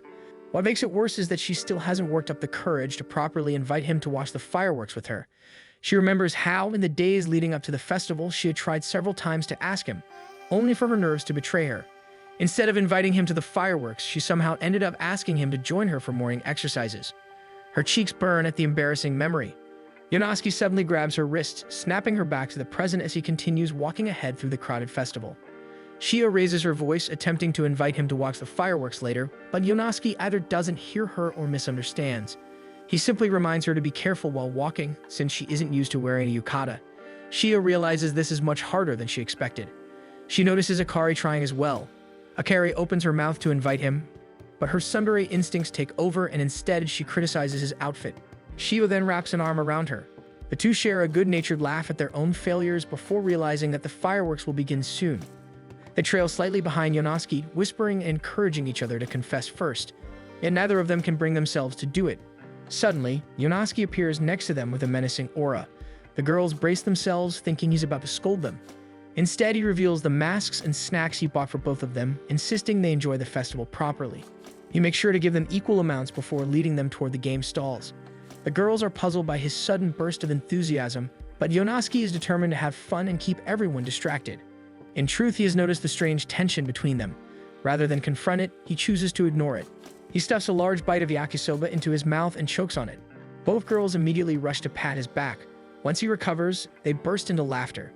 The scene reminds them of how he used to get overly excited at festivals when they were younger. But then an announcement echoes through the festival grounds that the fireworks will begin shortly. They both try once more to invite him, but Yonosuke keeps misunderstanding their attempts, thinking they're asking for more food or wanting to play another game. Finally, fed up, they act at the same time. Each girl grabs one of Yonosuke's hands. Together, they confess that they want to watch the fireworks alone with him. They decide to give him a choice. If he goes to the Torii Gate, he will watch the fireworks with Shio. If he goes to the shrine grounds, he will watch them with Akari. And with that, the decision is left entirely in his hands as the girls rush to their respective areas. Before deciding where to go, Yonosuke recalls one of their summer festivals back in junior high. The girls had been excited that night, and even then, he had already been aware of his attraction to both of them. To preserve their friendship, he deliberately acted aloof, convincing himself that neither of them would ever see him as boyfriend material anyway. But tonight is different since both girls have run off in separate directions, each expecting him to choose one of them by the end of the night. What neither of them realizes is that Haru, another one of Yonosuke's childhood friends, witnessed the entire exchange from a distance. It takes Yonosuke a moment to snap out of his daze. He shakes his head, refusing to believe that either of them was seriously confessing to him. Thinking rationally, he convinces himself this must be another one of Akari and Shio's elaborate attempts to tease or embarrass him. He begins walking aimlessly through the festival, trying to clear his head. But the image of them grabbing his hands, asking him to choose, keeps replaying in his mind until he feels like he might lose it. Then suddenly, he hears Akari scream nearby. He turns and spots her standing near a tree. Believing he's still out of sight, she mutters to herself about the festival legend, the one that promises love and happiness to couples who kiss when the last firework bursts in the sky. In truth, she's incredibly nervous about the idea of kissing him and wonders how she's even supposed to go through with it. Flustered, she decides to practice using the festival mask she's holding as a stand-in. Yonosuke slowly approaches and eventually she notices him. Horrified, Akari flushes bright red and immediately begins throwing small rocks in his direction, demanding to know why he's there. Yonosuke dodges, trying to calm her down, and instead asks why she's the one hiding out there. She stops throwing rocks but quickly hides the mask behind her back. Yonosuke feels suspicious and wonders if what he saw earlier was her practicing to kiss someone. Just then, he overhears a nearby group chatting excitedly about the festival legend. He turns slightly and listens in. The words echo in his mind, and suddenly a realization hits him. Both Akari and Shio are probably preparing to kiss him during the fireworks show. When the nearby group leaves, Yonosuke nervously asks Akari whether what they were saying about the legend has anything to do with how she and Shio have been acting. Akari's face turns bright red, and instead of answering, she suddenly runs off in embarrassment. Yonosuke doesn't fully understand why, but before he knows it, his feet are carrying him after her. As he chases her through the festival crowd, he begins to think this is the start of their romantic comedy. But his imagination is cut short when a large man suddenly grabs him, accusing him of harming Akari. Within moments, a few other festival goers join in, misunderstanding the situation and pinning Yonosuke to the ground. Seeing this, Akari freezes, then quickly feels a wave of guilt. Shyly at first, she tries to explain that it's all a misunderstanding and that Yonosuke is actually her friend. When no one listens, she raises her voice and firmly clarifies the situation. After a tense moment, the crowd disperses, grumbling that it was only a couple's quarrel. At that comment, both Yonosuke and Akari flush deeply. They instinctively turn away from each other. Yonosuke tries to speak first, but Akari stops him. She tells him they can talk properly after he decides whether to choose her or Shio. And if he chooses her, she promises to finally come clean about everything she's been hiding from him. They lock eyes for a brief, charged moment, but Akari breaks eye contact first and begins walking away. She only stops when Yonosuke's phone starts ringing. He answers and she learns that it's Shio, and from his expression, it's clear the conversation isn't what he expected. Shio tells him that she won't be watching the fireworks with him after all since something came up. She tells him not to worry about her and to enjoy the fireworks with Akari instead. Then she hangs up right after. Earlier, after telling Yonosuke to meet her at the Torii gate, Shio had hurried off toward the meeting spot, fully intending to wait for him there. But after putting some distance between them, she checked the time. There were still 53 minutes left before the fireworks. She took a deep breath and tried light stretches, hoping to calm her racing heart. It didn't help and time seemed to crawl. The longer she waited, the more anxious she became, to the point where she felt like she might faint from anticipation and miss her chance entirely. That's when she heard a child crying nearby. Turning toward the sound, she spotted a young girl who appeared to have gotten separated from her parents. Shio checked the time again and realized she still had plenty of time, so she decided to help. They searched around, and eventually, Shio managed to reunite the little girl with her mother. After bidding them farewell, she noticed an elderly woman struggling to walk.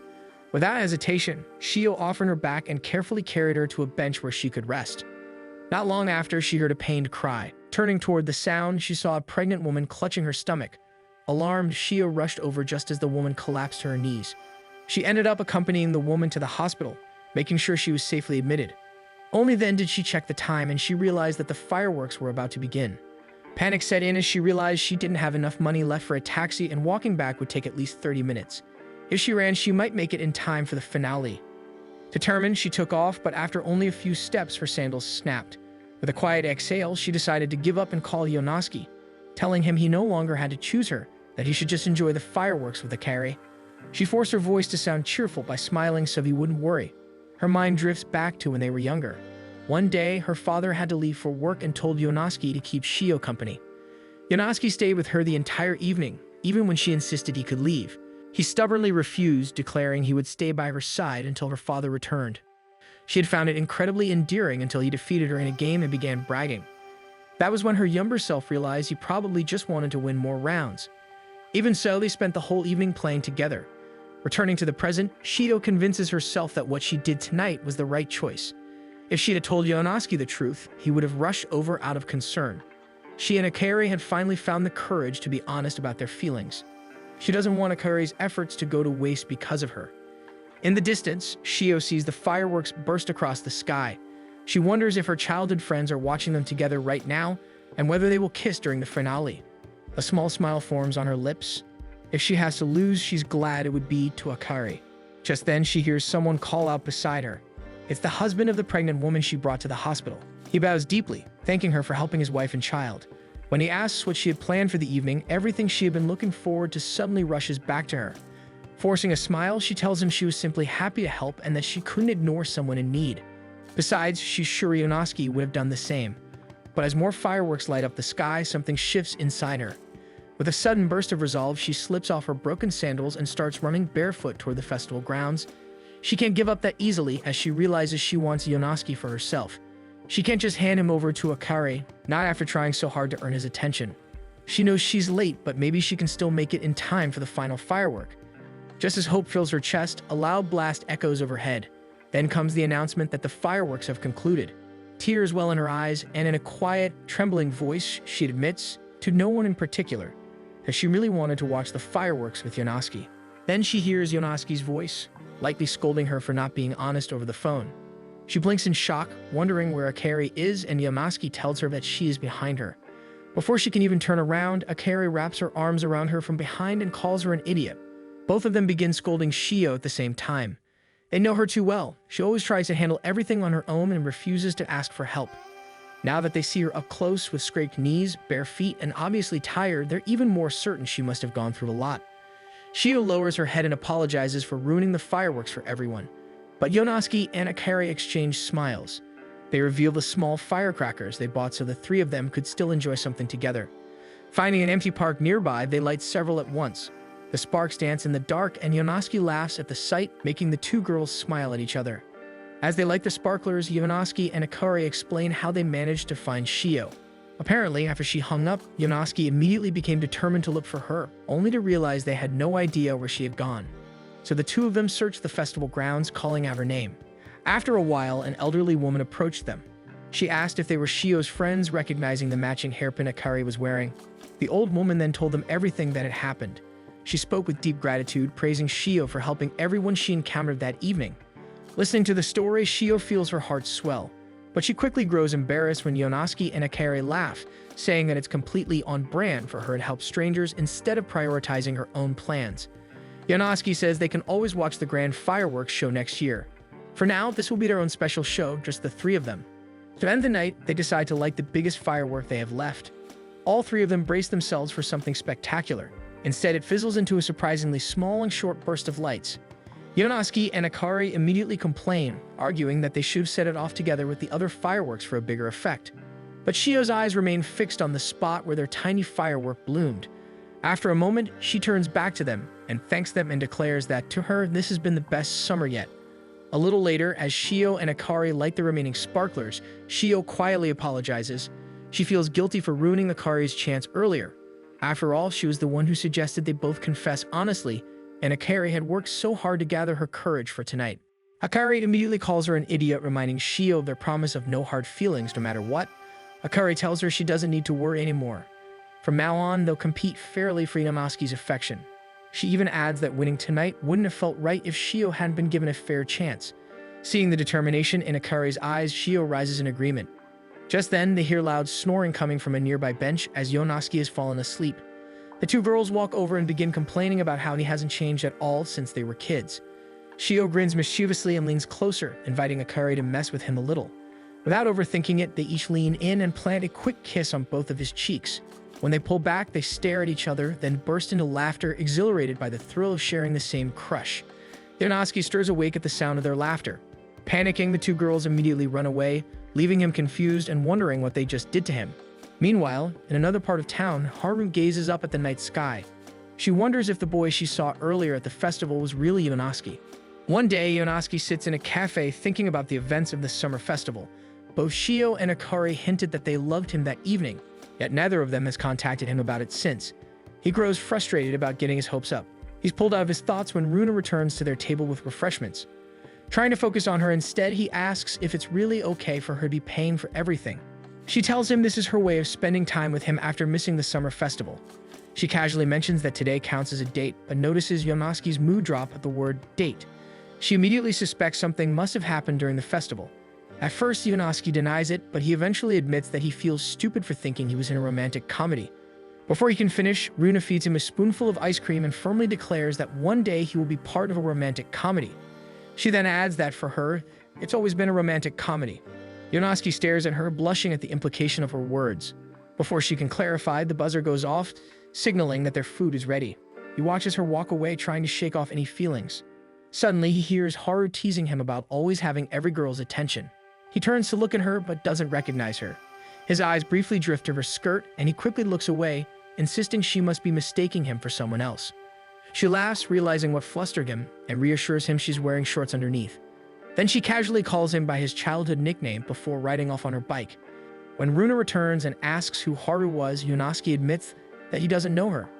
On the first day back at school, Shio and Akari rush Yonosuke to get ready since he's the only one not dressed yet. The three of them walk to school together with the girls slightly ahead of him. As he watches them, Yonosuke reflects on their friendship and slowly convinces himself that he'll never be in a romantic comedy with either of them. Suddenly, Haru rides up beside him on her bike. She proudly teases him for walking to school with two pretty girls while also having lunch with another cute girl last weekend. She pulls him into a playful side hug, shocking all of them since neither Shio nor Akari recognizes her.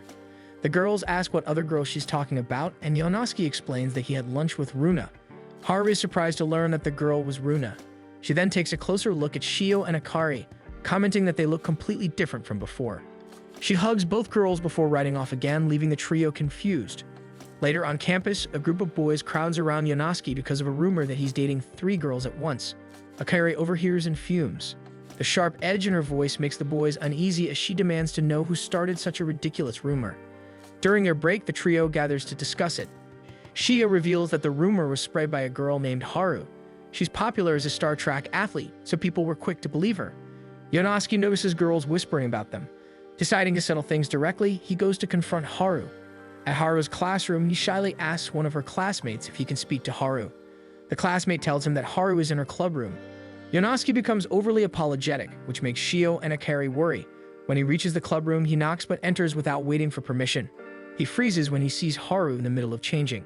Upon recognizing him, she doesn't panic and casually tells him to wait. Once she's dressed, she invites him inside.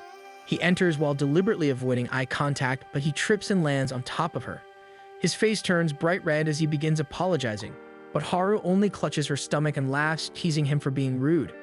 She then turns her smile to him and asks why he's acting so bashful. Yonosuke looks confused as he slowly rises, but Haru cups his face to make him look at her, realizing that he doesn't remember her at all. Meanwhile, in the courtyard, Akari and Shio anxiously wait for news from Yonosuke since they know he doesn't handle confrontations with girls very well. Deciding to check on him, they head to the club room only to be shocked by what looks like a compromising position between him and Haru. When they overhear Haru offering to let him touch something, they immediately jump to conclusions. They slam the door open and demand to know what's going on. They start accusing Yonosuke, but he quickly scrambles away from Haru and explains that they actually know her too. He reminds them that Haru used to attend Nishi University with them. Back then, Haru had a boyish appearance and would constantly roughhouse with Yonosuke while the girls watched from a distance. Because of how she looked and acted, they had simply assumed she was a boy. Shio and Akari stare at Haru in complete shock. Haru quickly understands that their reactions stem from that misunderstanding. She explains that she tried talking to them during their first semester, but they ignored her. She also adds that she always found it strange how Yonosuke used to casually invite her to the bathroom with him. Yonosuke flushes in embarrassment, unsure how to address her now, but Haru casually drapes an arm over his shoulder and insists they just call each other by their names. Feeling awkward, Yonosuke inches away, but Haru corners him against the lockers and with a teasing smile, asks if he's nervous now that he knows she's actually a girl. The girls are stunned by her boldness, but Haru suddenly releases him and covers her face, admitting she feels a little bad for assuming they were still close friends. Then she bursts out laughing at how flustered Yonosuke looks. Irritated, he tries to defend himself, but Haru throws an arm around him again and says she understands. Shio and Akari quickly pull Haru aside, saying they need to talk to her. They explain the rumors spreading around campus, and Haru is shocked to learn how her words were twisted. She promises to clear up the misunderstanding. She then casually asks if the 3 of them are dating since the entire school already assumes Yonosuke is with either Shio or Akari. The trio falls silent, awkwardly explaining that it's not like that. For some reason, this visibly relieves Haru, and even Yonosuke notices. With the issue mostly settled, Shio and Akari head back to class. Yonosuke lingers behind, trying to figure out why Haru seems so relieved. He assumes she was just glad there wasn't any cheating involved, but he's caught off guard when Haru invites him to meet her at the old park. Yonosuke agrees and is about to invite the others along, but Haru grabs his wrist and says she wants it to be just the 2 of them. Later, Yonosuke waits alone at the park, wondering why she insisted on being privately. As he tries to clear his head, Haru suddenly sneaks up behind him and scares him. She comments that he's early, and he argues that he didn't have anything else to do. Then, without warning, she starts unbuttoning her uniform. Yonosuke panics, only to realize she's wearing a shirt underneath and has been holding a basketball the whole time. They start playing, and Haru teases him for not being any better at the game. She then casually admits she's relieved he isn't dating anyone yet. Otherwise, they probably wouldn't be able to play basketball. Yonosuke gets momentarily distracted by her figure, giving Haru the perfect opening to slip past him and make the shot. She laughs and teases him for being rusty, saying he's not nearly as physical as he used to be when they were younger. Yonosuke argues that he could easily score if he were actually playing seriously, so Haru immediately challenges him to prove it. In the next round, he gains possession of the ball and asks why she suddenly stopped coming to the park. She casually answers that she was busy, then swiftly steals the ball and scores again. Trying once more, Yonosuke asks why she never approached them. Haru smirks and reminds him that none of them even realized she was a girl. She steals the ball again and flashes him another teasing smile. The way she keeps provoking him makes Yonosuke realize that Haru hasn't changed from the kid he used to play with. Determined to stop her, he guards her more roughly this time. They struggle for the ball and tumble to the ground, but Haru still manages to throw up a shot and score. They land with Yonosuke hovering over her. He's startled to suddenly become aware how feminine she looks beneath him as she proudly announces that she's won. Flustered, he quickly scrambles off her, trying to steady his thoughts while Haru gets to her feet and declares that since she won, he now owes her something. Yonosuke frowns, then suggests that he just answers her question. She mentions hearing about the festival and Shio and Akari's confession. What she wants to know is which one he plans to give an answer to. Yonosuke feigns ignorance, attempting to sound confident as he turns away and says she must have heard wrong. Haru teases him, pointing out that he clearly sees Shio and Akari as more than just friends. She steps in front of him, blocking his path, and insists he spill the truth about Runa too. Yonosuke lies through his teeth, claiming he doesn't want to start a love comedy with any of them. But Haru easily sees through him. She reminds him of when they were kids and got caught drawing graffiti on a wall. An adult had scolded them, and Yonosuke tried to tell the most obvious lie imaginable. She points out that the way he's lying now is exactly the same. She presses him to admit the truth, but Yonosuke stubbornly refuses. For some reason that irritates Haru. She challenges him to another battle, and if he wins, she'll never bring up his feelings for the other girls again. But if she wins, he has to tell her everything. Yonosuke initially refuses, which only makes Haru whine. Annoyed, he finally agrees, but only on the condition that they play their old game. Haru understands immediately and notes that Yonosuke has the most wins, though she admits she's been training relentlessly. They cover their faces and begin the familiar chant. When they reveal their exaggerated expressions, they both fight to keep from laughing. They acknowledge that their skills are still sharp. Haru switches faces and Yonosuke notes that she's improved. When she reveals a particularly strange expression, she proudly admits she practiced it just last week. The thought that she was seriously practicing for this almost makes him laugh, but he forces himself to stay composed. Haru is clearly struggling not to break, but she suddenly brings up how, when they were kids, Shio once asked her whether Yonosuke liked anyone. She adds that Akari quietly liked him from afar, and that Runa was always open about her feelings.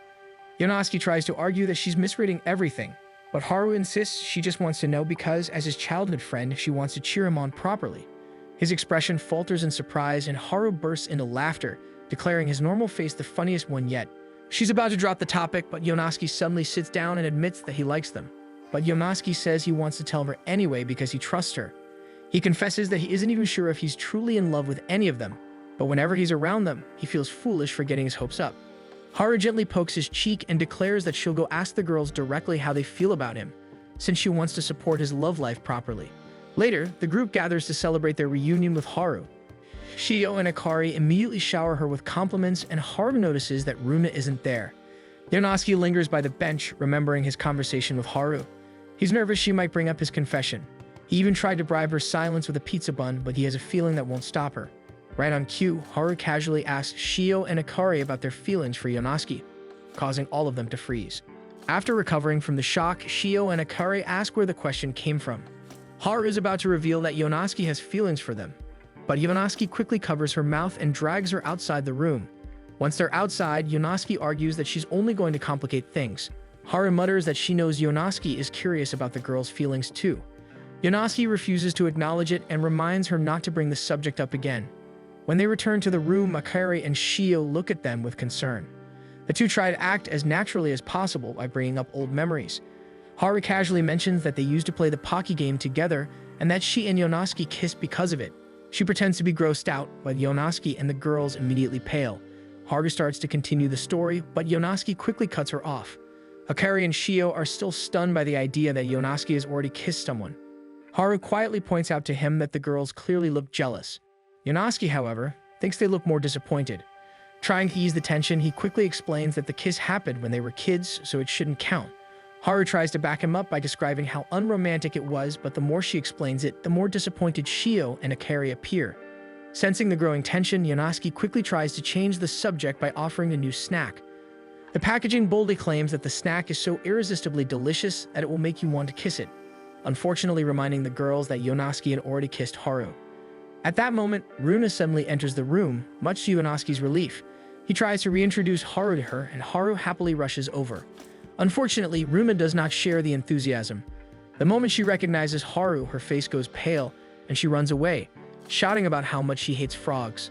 When she hugs Akari, Runa explains that Haru traumatized her with frogs when they were younger. Back when they were kids, Runa had simply been playing with a frog plushie. Haru approached her carrying a bag, claiming it contained something really cool. When Haru opened the bag, Runa was horrified to discover that it was filled with real frogs. She tried to explain that she only liked her toy. Terrified, Runa ran down the steps. Haru tried to chase after her but tripped, sending the frogs tumbling all over Runa. Ever since that incident, Runa has been terrified of frogs. Haru immediately tries to apologize and pats Runa on the back, but it only makes things worse and sends her running away again. Haru tries to chase after her to apologize properly, but Runa keeps dodging her. Yonosuke is secretly grateful for the chaos. Just when he thinks he's safe, Haru suddenly dives to catch Runa but ends up launching herself straight into Yonosuke. Their lips accidentally meet, leaving the entire room stunned. When Haru finally pulls away, she nervously asks if that also doesn't count as a kiss.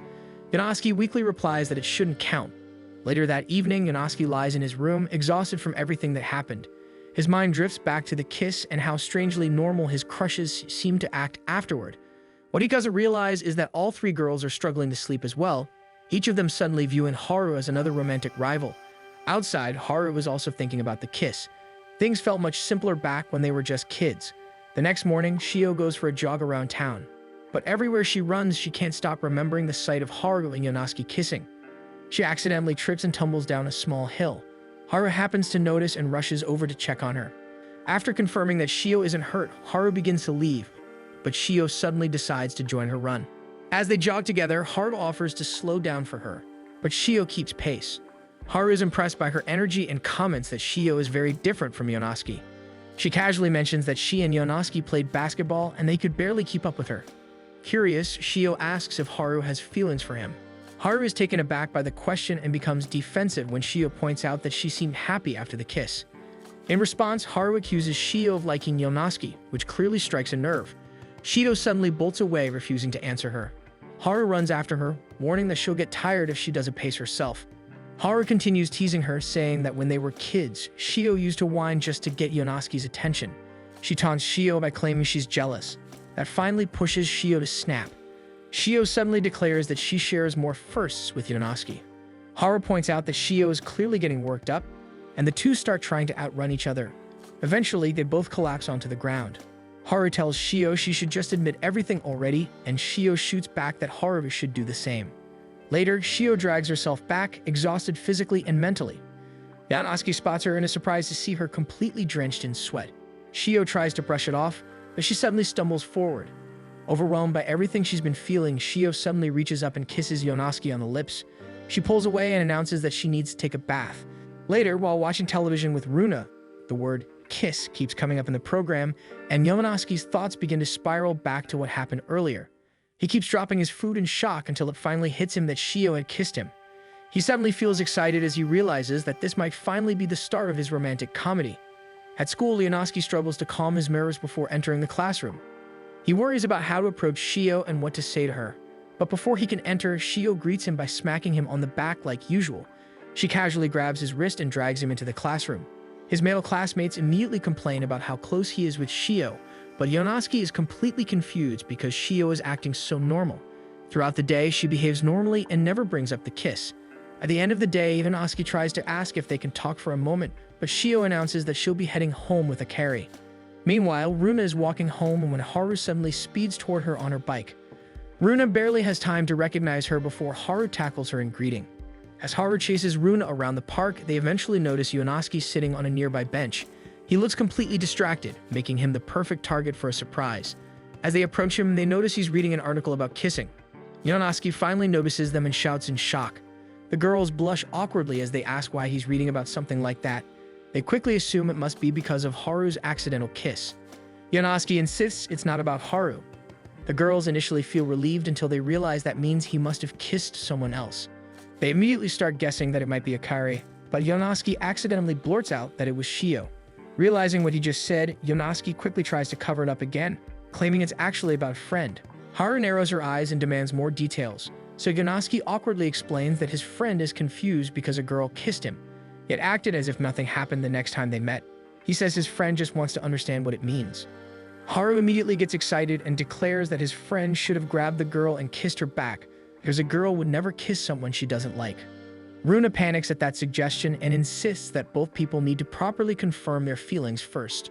Haru heatedly argues that it's all about momentum, while Runa insists that emotions and honesty are what matter most. The two quickly get into a heated debate, and Yonosuke tries to calm them down. But then Runa suddenly turns to him and asks if he has feelings for Shio. She gently tells him that if he does, he should just tell her. Yonosuke weakly tries to correct them again, insisting that this is his friend's situation. But Haru argues that he needs to stop overthinking and finally act. Once again, Runa says that feelings are more important. Yonosuke begins to panic as he thinks about how to answer. Images of all his female childhood friends flash through his mind, and he suddenly blurts out that he doesn't even know what his true feelings are. Haru is clearly annoyed by his indecisiveness and tells him that at this rate, he's going to end up getting rejected by everyone. Even Runa pouts slightly and admits that she feels annoyed with him. Yonosuke is left wondering if he managed to annoy everyone. The next day, he slumps over his desk, still struggling to decide what to do. Meanwhile, the class is discussing representatives for the upcoming sports day, and Shio's name is already the first on the list. Seeing an opportunity, Yonosuke quickly volunteers himself as well. The two of them immediately begin their assigned duties. Their first task is to inspect the supply room. Shio seems completely normal about being left alone with him, but Yonosuke is a nervous wreck as they work. He tries to calm himself down, telling himself that this is the perfect chance to talk. He jumps when Shio suddenly calls his name. For a moment, he thinks she's going to bring up the kiss, but she's actually just asking about numbers. They return to their tasks, but the truth is that both of them are equally nervous. Even Shio is struggling to keep herself together. When she kissed him yesterday, her mind had been in such a blur. Now she's worried because Yonosuke seems strangely calm about everything. After the kiss, her thoughts have been a complete mess. She kept worrying that Yonosuke might have been upset. When the next school day arrived, she tried convincing herself that maybe he had liked it, but her doubts would immediately creep back in. When she first saw Yonosuke outside the classroom that morning, she decided to act like she normally did. She greeted him casually, but his response had felt strangely cold, which crushed her confidence. Now, working together in the supply room, she feels embarrassed about the whole situation. Neither of them realizes that they both want to ask about the kiss. Finally, Shio decides she can't stand the tension anymore. Using the obstacle course bags, she awkwardly makes the bags bump together as if they're kissing, hoping to hint at the situation. Completely confused, Yonosuke pushes the bags together again and casually comments that it looks like a friendly kiss. Hearing that makes Shio's heart sink. She starts to think that maybe Yonosuke only wants to stay friends. Even so, she keeps trying to hint at her feelings through the silly bag demonstration. Eventually, both of them grow frustrated. Yonosuke is the first to break away from the strange bag battle, saying they should focus on finishing their work. Shio almost asked him directly if he didn't like the kiss, but her nerves get the better of her. So she agrees to finish the tasks quickly. As they continue working separately, Yonosuke remembers Runa's advice. Gathering his courage, he decides to finally ask Shio about the kiss. But a box above them suddenly begins to fall. He quickly pushes Shio out of the way. The moment leaves them both flustered again, and they quietly decide to ignore the tension and continue working. Over the next few days, Shio and Yonosuke seem friendlier than usual. Their behavior becomes so noticeably warm that it starts bothering Akari. On the final day of sports day preparations, Shio and Yonosuke continue their cheerful interactions and casually say goodbye to each other after finishing their work. Haru happens to notice how stiff the exchange actually is. Back in the classroom, Shio finally reaches her limit. She can't stand the forced friendliness between them anymore. For the first time, she begins to regret kissing him. Just then, the classroom door slides open and Akari appears, inviting Shio to talk. One afternoon, Yonosuke sits by the riverbank, lost in thought about his strained relationship with Shio. Suddenly, he hears Haru's voice and spots her speeding toward him on her bike. He's completely shocked when she launches the bike over him and lands perfectly on the ground. Haru casually greets him as if she hadn't just done something incredibly dangerous, which immediately irritates him. When she asks what he's doing, he tries to brush it off, but sensing that he's hiding something, Haru decides to drag him off somewhere. Meanwhile, back in the classroom, Akari tries to get Shio to open up. She's noticed how strangely both Shio and Yonosuke have been acting and wants to know what's really going on. Shio pretends not to know what she's talking about, which only frustrates Akari even more. Akari admits that their awkward behavior is exhausting to the point that she no longer feels like interacting with them. Shio apologizes, but instead of telling the truth, she only promises to do better tomorrow. She tries to leave, but Akari grabs her wrist before she can go. That's when Akari notices that Shio is crying. Surprised, she slowly lets go as Shio struggles to compose herself. Akari assumes that Shio is upset because of Haru's kiss with Yonosuke, but in reality, Shio is thinking about her own kiss with him. Shio becomes startled, thinking that Akari somehow knows about what happened. Akari insists she knows because it happened right in front of her, but she's actually referring to Haru's kiss. Shio becomes confused, thinking Akari must have seen her through a window, but Akari insists she was right beside her when it happened. Eventually, Akari decides to drop the topic, assuming Shio is just misremembering things. She even admits she can barely recall how she got home that day herself. Wanting to get to the point, Akari asks what's really going on between Shio and Yonosuke. Shio tenses up, and Akari suddenly feels like something serious must have happened. She pulls Shio into a hug and gently tells her that she doesn't have to talk about it because she understands. Akari assumes that Yonosuke must have rejected Shio after she confessed, especially since Shio might have acted impulsively out of jealousy after seeing Haru kiss him. When they pull apart, Akari complains that Yonosuke should have handled things more gently. Shio misunderstands, thinking Akari is referring to how he should have been gentler with the kiss. Embarrassed, Shio wonders why Akari is being so kind to her. She almost confesses that she kissed Yonosuke, but Akari suddenly grabs her shoulders firmly and declares that she'll always look out for her because they're childhood friends. The two hug again, completely unaware that they've misunderstood each other the entire time. Meanwhile, Haru brings Yonosuke to a batting cage to blow off some steam. After hitting several balls with ease, she tells him to hurry up and hit his feelings away too.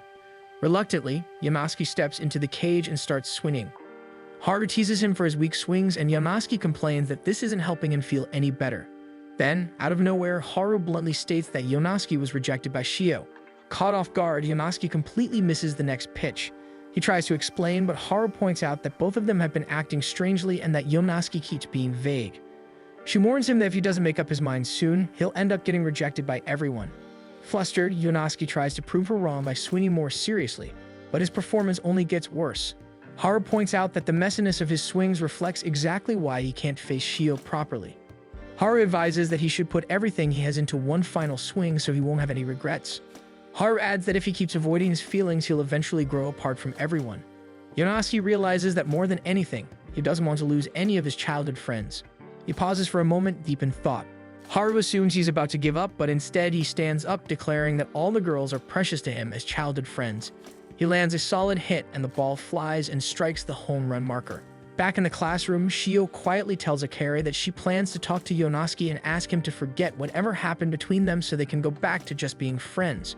She admits that she's afraid of being rejected, but the tension has become suffocating. She can't even talk to Yonosuke the way she used to. Akari realizes she can't let her spiral any further. She gives Shio a firm slap on the back, urging her to pull herself together. Akari reminds her that she and Yonosuke have fought before, and no matter how bad things got, they always managed to make up. She confidently declares that the bond they've built since childhood can't be broken that easily. Shio takes in her words, and slowly her confidence begins to return. She takes a few gulps of her drink, regains her energy, and her usual cheerful self resurfaces. With renewed determination, she tells Akari that she won't let a single kiss ruin their friendship. Akari is about to agree until it suddenly sinks in that Shio just admitted she kissed Yonosuke. By the time she fully processes it, Shio is already at the door, thanking her for giving her the courage to finally confess. Left alone, Akari can't help but feel frustrated over what she just learned. Meanwhile, Haru and Yonosuke are about to leave the batting cages. Yonosuke thanks her for helping him realize that his indecisiveness has been affecting everyone. He promises that he'll properly talk to Shio soon, which makes Haru smile. Suddenly, Yonosuke runs over to a Gashapon machine and buys a capsule toy. When it comes out, he hands it to Haru as a thank you. Haru opens it and finds a rare figure. Haru suddenly remembers that the toy is from an old series she used to collect. She's surprised that he remembers, but Yonosuke simply says he always remembers what she likes because she's also an important childhood friend. Haru feels a sudden warmth in her chest but quickly turns away to hide her embarrassment, telling him he should be saying that to Shio instead. Right on cue, Yonosuke receives a call from Shio. She's running through the halls as she talks to him, telling him she needs to speak with him. She manages to say she's still at school, but suddenly the call cuts off after a loud crashing sound. Yonosuke immediately grows worried. Without hesitation, he decides to go to her. Haru tosses him her helmet so he can use her bike, and as he rides off, she quietly wishes him luck. Left alone, she looks down at the toy in her hand, realizing that her heart is starting to flutter. Yonosuke rushes to the school and searches everywhere for Shio, but she's nowhere to be found. He realizes she must have already left and quickly decides to follow the route she usually takes home. As he rides, his thoughts are filled with Shio and how important she is to him. He starts to feel foolish for avoiding his feelings when he should have faced them sooner. He arrives at her house and desperately rings the doorbell, but there's no response. Just as he considers heading back, he suddenly hears Shio calling his name. He follows the sound and is shocked to see her leaning out of the window of his own room. Shio looks down at him and explains that she went to his place thinking he'd already be home. She nervously admits that she broke her phone after getting flustered and accidentally throwing it. Yonosuke sighs and lightly scolds her, relieved that she's safe. Shio then climbs out his window and onto the roof, determined to confess even as Yonosuke urges her to go back inside. Before she can properly say anything, she slips near the edge and falls. Yonosuke reacts instantly and catches her, but she ends up landing on top of him, and their lips meet again. Shio quickly pulls away, horrified that she kissed him again before even confessing properly. Flustered, she blurts out that even if they've kissed, she still wants to remain friends with him like before. Yonosuke is just as flustered, but he forces himself to stay calm and tells her that he also wants to remain friends because she's his precious childhood friend. Hearing that, Shio feels her chest tighten. It's the first time Yonosuke has called her something so special, and she feels like things can go back to normal. In the end, neither of them manages to confess. That night, Yonosuke lies in bed staring at the ceiling, worried that if he keeps avoiding his feelings, all of them might eventually drift apart. On the day of the festival, everyone is excited for the events ahead, but Akari is especially tense. All she can think about is wanting to kiss Yonosuke. The first event is the freshman race, and Shio is one of the participants. She dashes forward, and several boys can't help but admire how dazzling she looks as she runs. Shio herself feels refreshed. Now that she and Yonosuke have made up, she can finally enjoy the festival properly. She finishes in first place and quickly spots Yonosuke nearby. She latches onto his arm and starts fishing for praise after her win. However, she's caught off guard when Yonosuke reacts in an oddly cheerful and pure way, completely different from how he usually acts. Shio immediately senses that something is off and asks why he seems so strangely innocent today. Yonosuke doesn't understand what she means at first, but after thinking for a moment, he explains that he's had a sudden epiphany.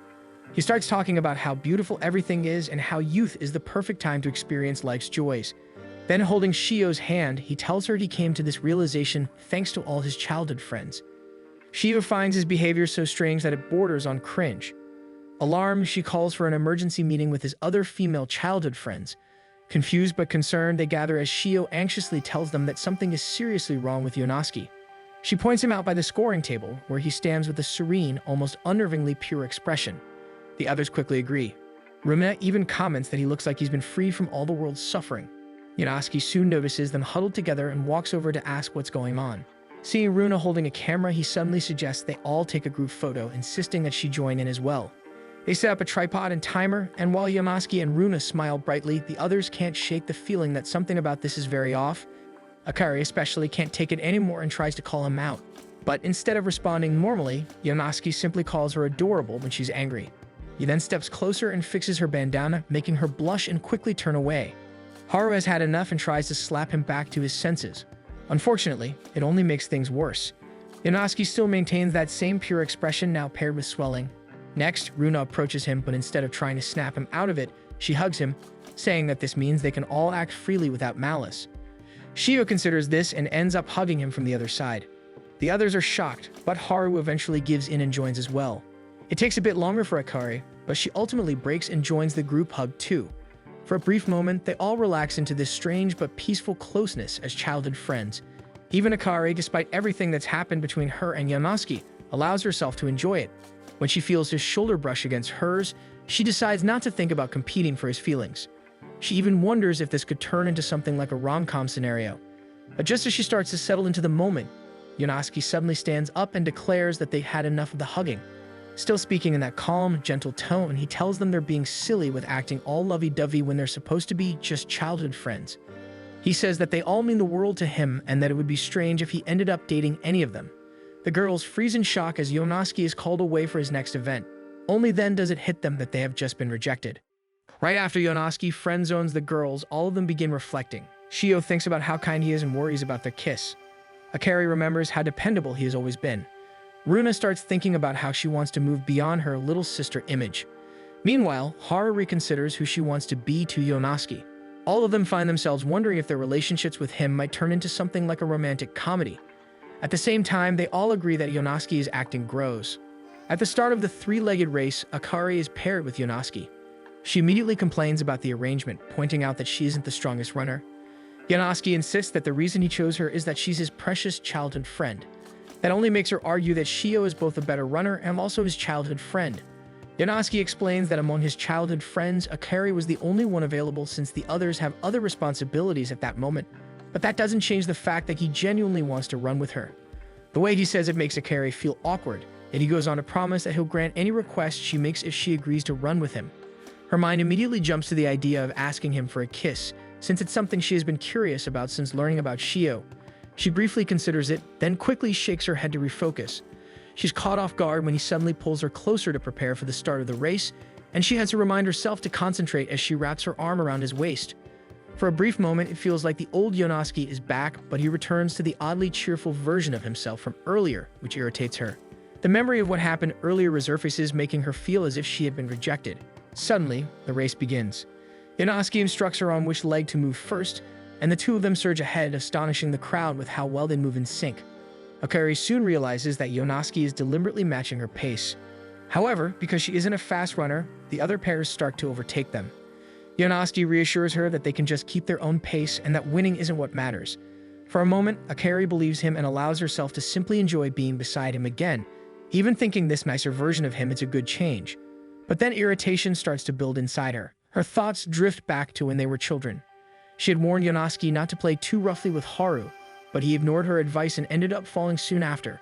Haru had won, yet Yonosuke refused to stop playing until he won a game, much to Akari's annoyance. Despite her frustration, she secretly admired that Yonosuke never gave up. Determined to win this time, Akari suddenly speeds up, leaving Yonosuke struggling to keep pace. The crowd watches in shock as they overtake other pairs. However, it may look awkward since they are out of sync. Yonosuke is surprised by her sudden burst of energy and laughs breezily, which only makes Akari shout back at him and tell him to hurry up and catch up. She complains that he would normally scold her for being slow, so his current attitude is bothering her. Akari goes on to say how much of a jerk he usually is. But despite how rude he can be to her, she admits that she still likes him. Yonosuke is shocked by the confession but doesn't show it. Akari continues running at full speed, but since they are no longer in sync, the single misstep causes both of them to lose their balance and fall, their lips almost meeting. For a brief moment, it almost looks like they are kissing. However, Akari manages to put her hand between their lips, blocking the kiss from happening. She pushes him away and firmly tells him that she will not let him kiss her the way he is now. Akari stands up and insists that they at least finish the race. Yonosuke looks as if he has returned to normal but slips back into his earlier behavior. The other three girls watch them anxiously as the pair finally crosses the finish line.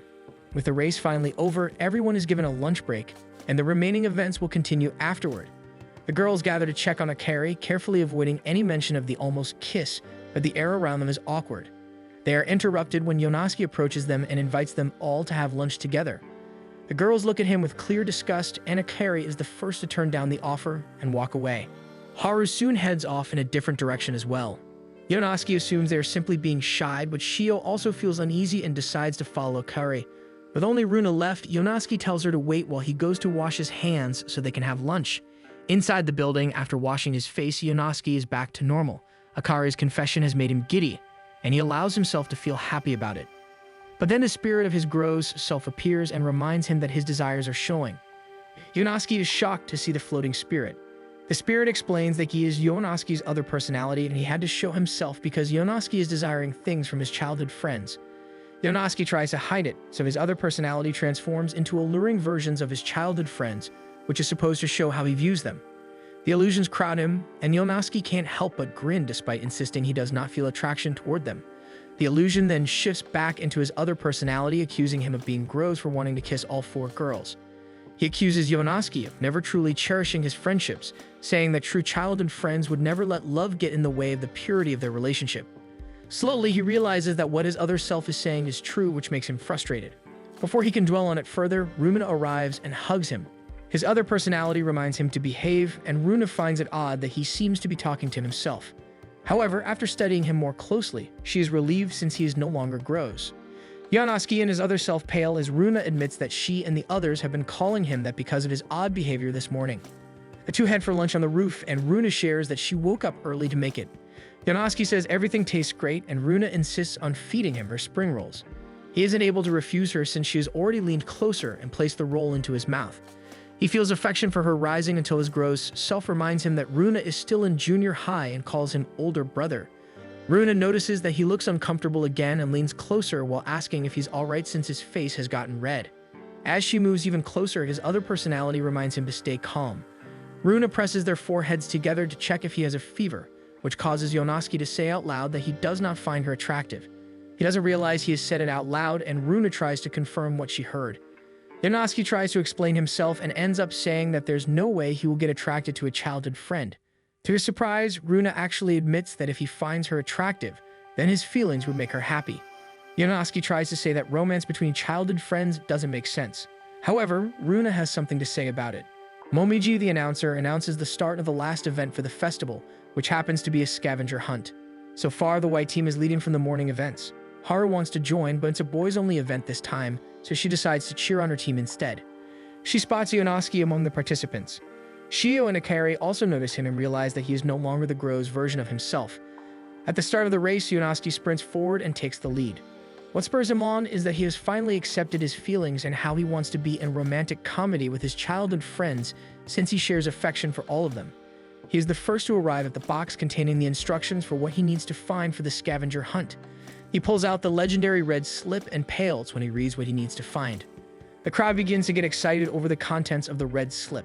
It turns out that he needs to find someone he really loves and bring them to the front. Apparently, Momiji had slipped in the impossible challenge to spice things up. The shock is so strong that Yonosuke freezes on the spot as others catch up to him and try to find their items. At this rate, he's going to lose, so he considers choosing someone at random. But then his gaze drifts to his childhood friends and he decides he needs to be honest with himself and the girls. He runs and grabs Runa, urging her to come with him. The other girls feel a wave of disappointment, but what he does next surprises them. He remembers his talk on the roof with Runa earlier. Runa had hugged him and asked him what he was feeling. She reassured him that it's perfectly fine to have conflicting feelings and that it's all part of cherishing someone he loves. So he runs toward Akari and Shio as well, also taking their hands and telling them to go with him. He then spots Haru and runs toward her too. Everyone is shocked at the sight of Yonosuke running with 4 different girls. However, Yonosuke has never been so sure about his decision. He admits to himself that he has fond feelings for all of them. He calls the names of all 4 girls, and they return his call with small smiles of their own. They reach the goal, and the referee checks his slip and asks if he really loves all 4 girls. With confidence, he admits he has no idea. However, he explains that all 4 girls are his precious childhood friends. Due to how pure his answer is, the referee decides to accept it, and the crowd cheers since this means that Yonosuke has won the scavenger hunt and brought the red team to victory. He turns to his 4 childhood friends and thanks them for helping him win. However, this draws mixed reactions from all of them. As he is strangled by Shio and Akari, his Gro's self appears and asks him if he's fine with the outcome. Yonosuke smiles at the spirit and says that he isn't sure, but he wants to at least be honest about how he feels toward all his childhood friends. He looks at the spirit as it disappears into the sky, and Runa notices him staring. Regardless, he still quietly thanks his Gro's persona because it helped him realize his feelings. The next day, Yonosuke feels oddly cold and realizes it's because Shio and Runa have stolen his blanket and are sleeping on either side of him. He feels a mix of embarrassment and annoyance toward them and finally gets ready for school. When he opens the door, he is shocked to see Akari waiting for him. The 4 of them begin walking toward their school, and not too far ahead, they spot Haru waiting for them. Haru tries to come up with an excuse and even tells them that her bike has a flat tire. However, Shio and Akari stare at her suspiciously. Haru tries to act normally and even teases that they all look sweet together, which Shio and Akari quickly try to deny.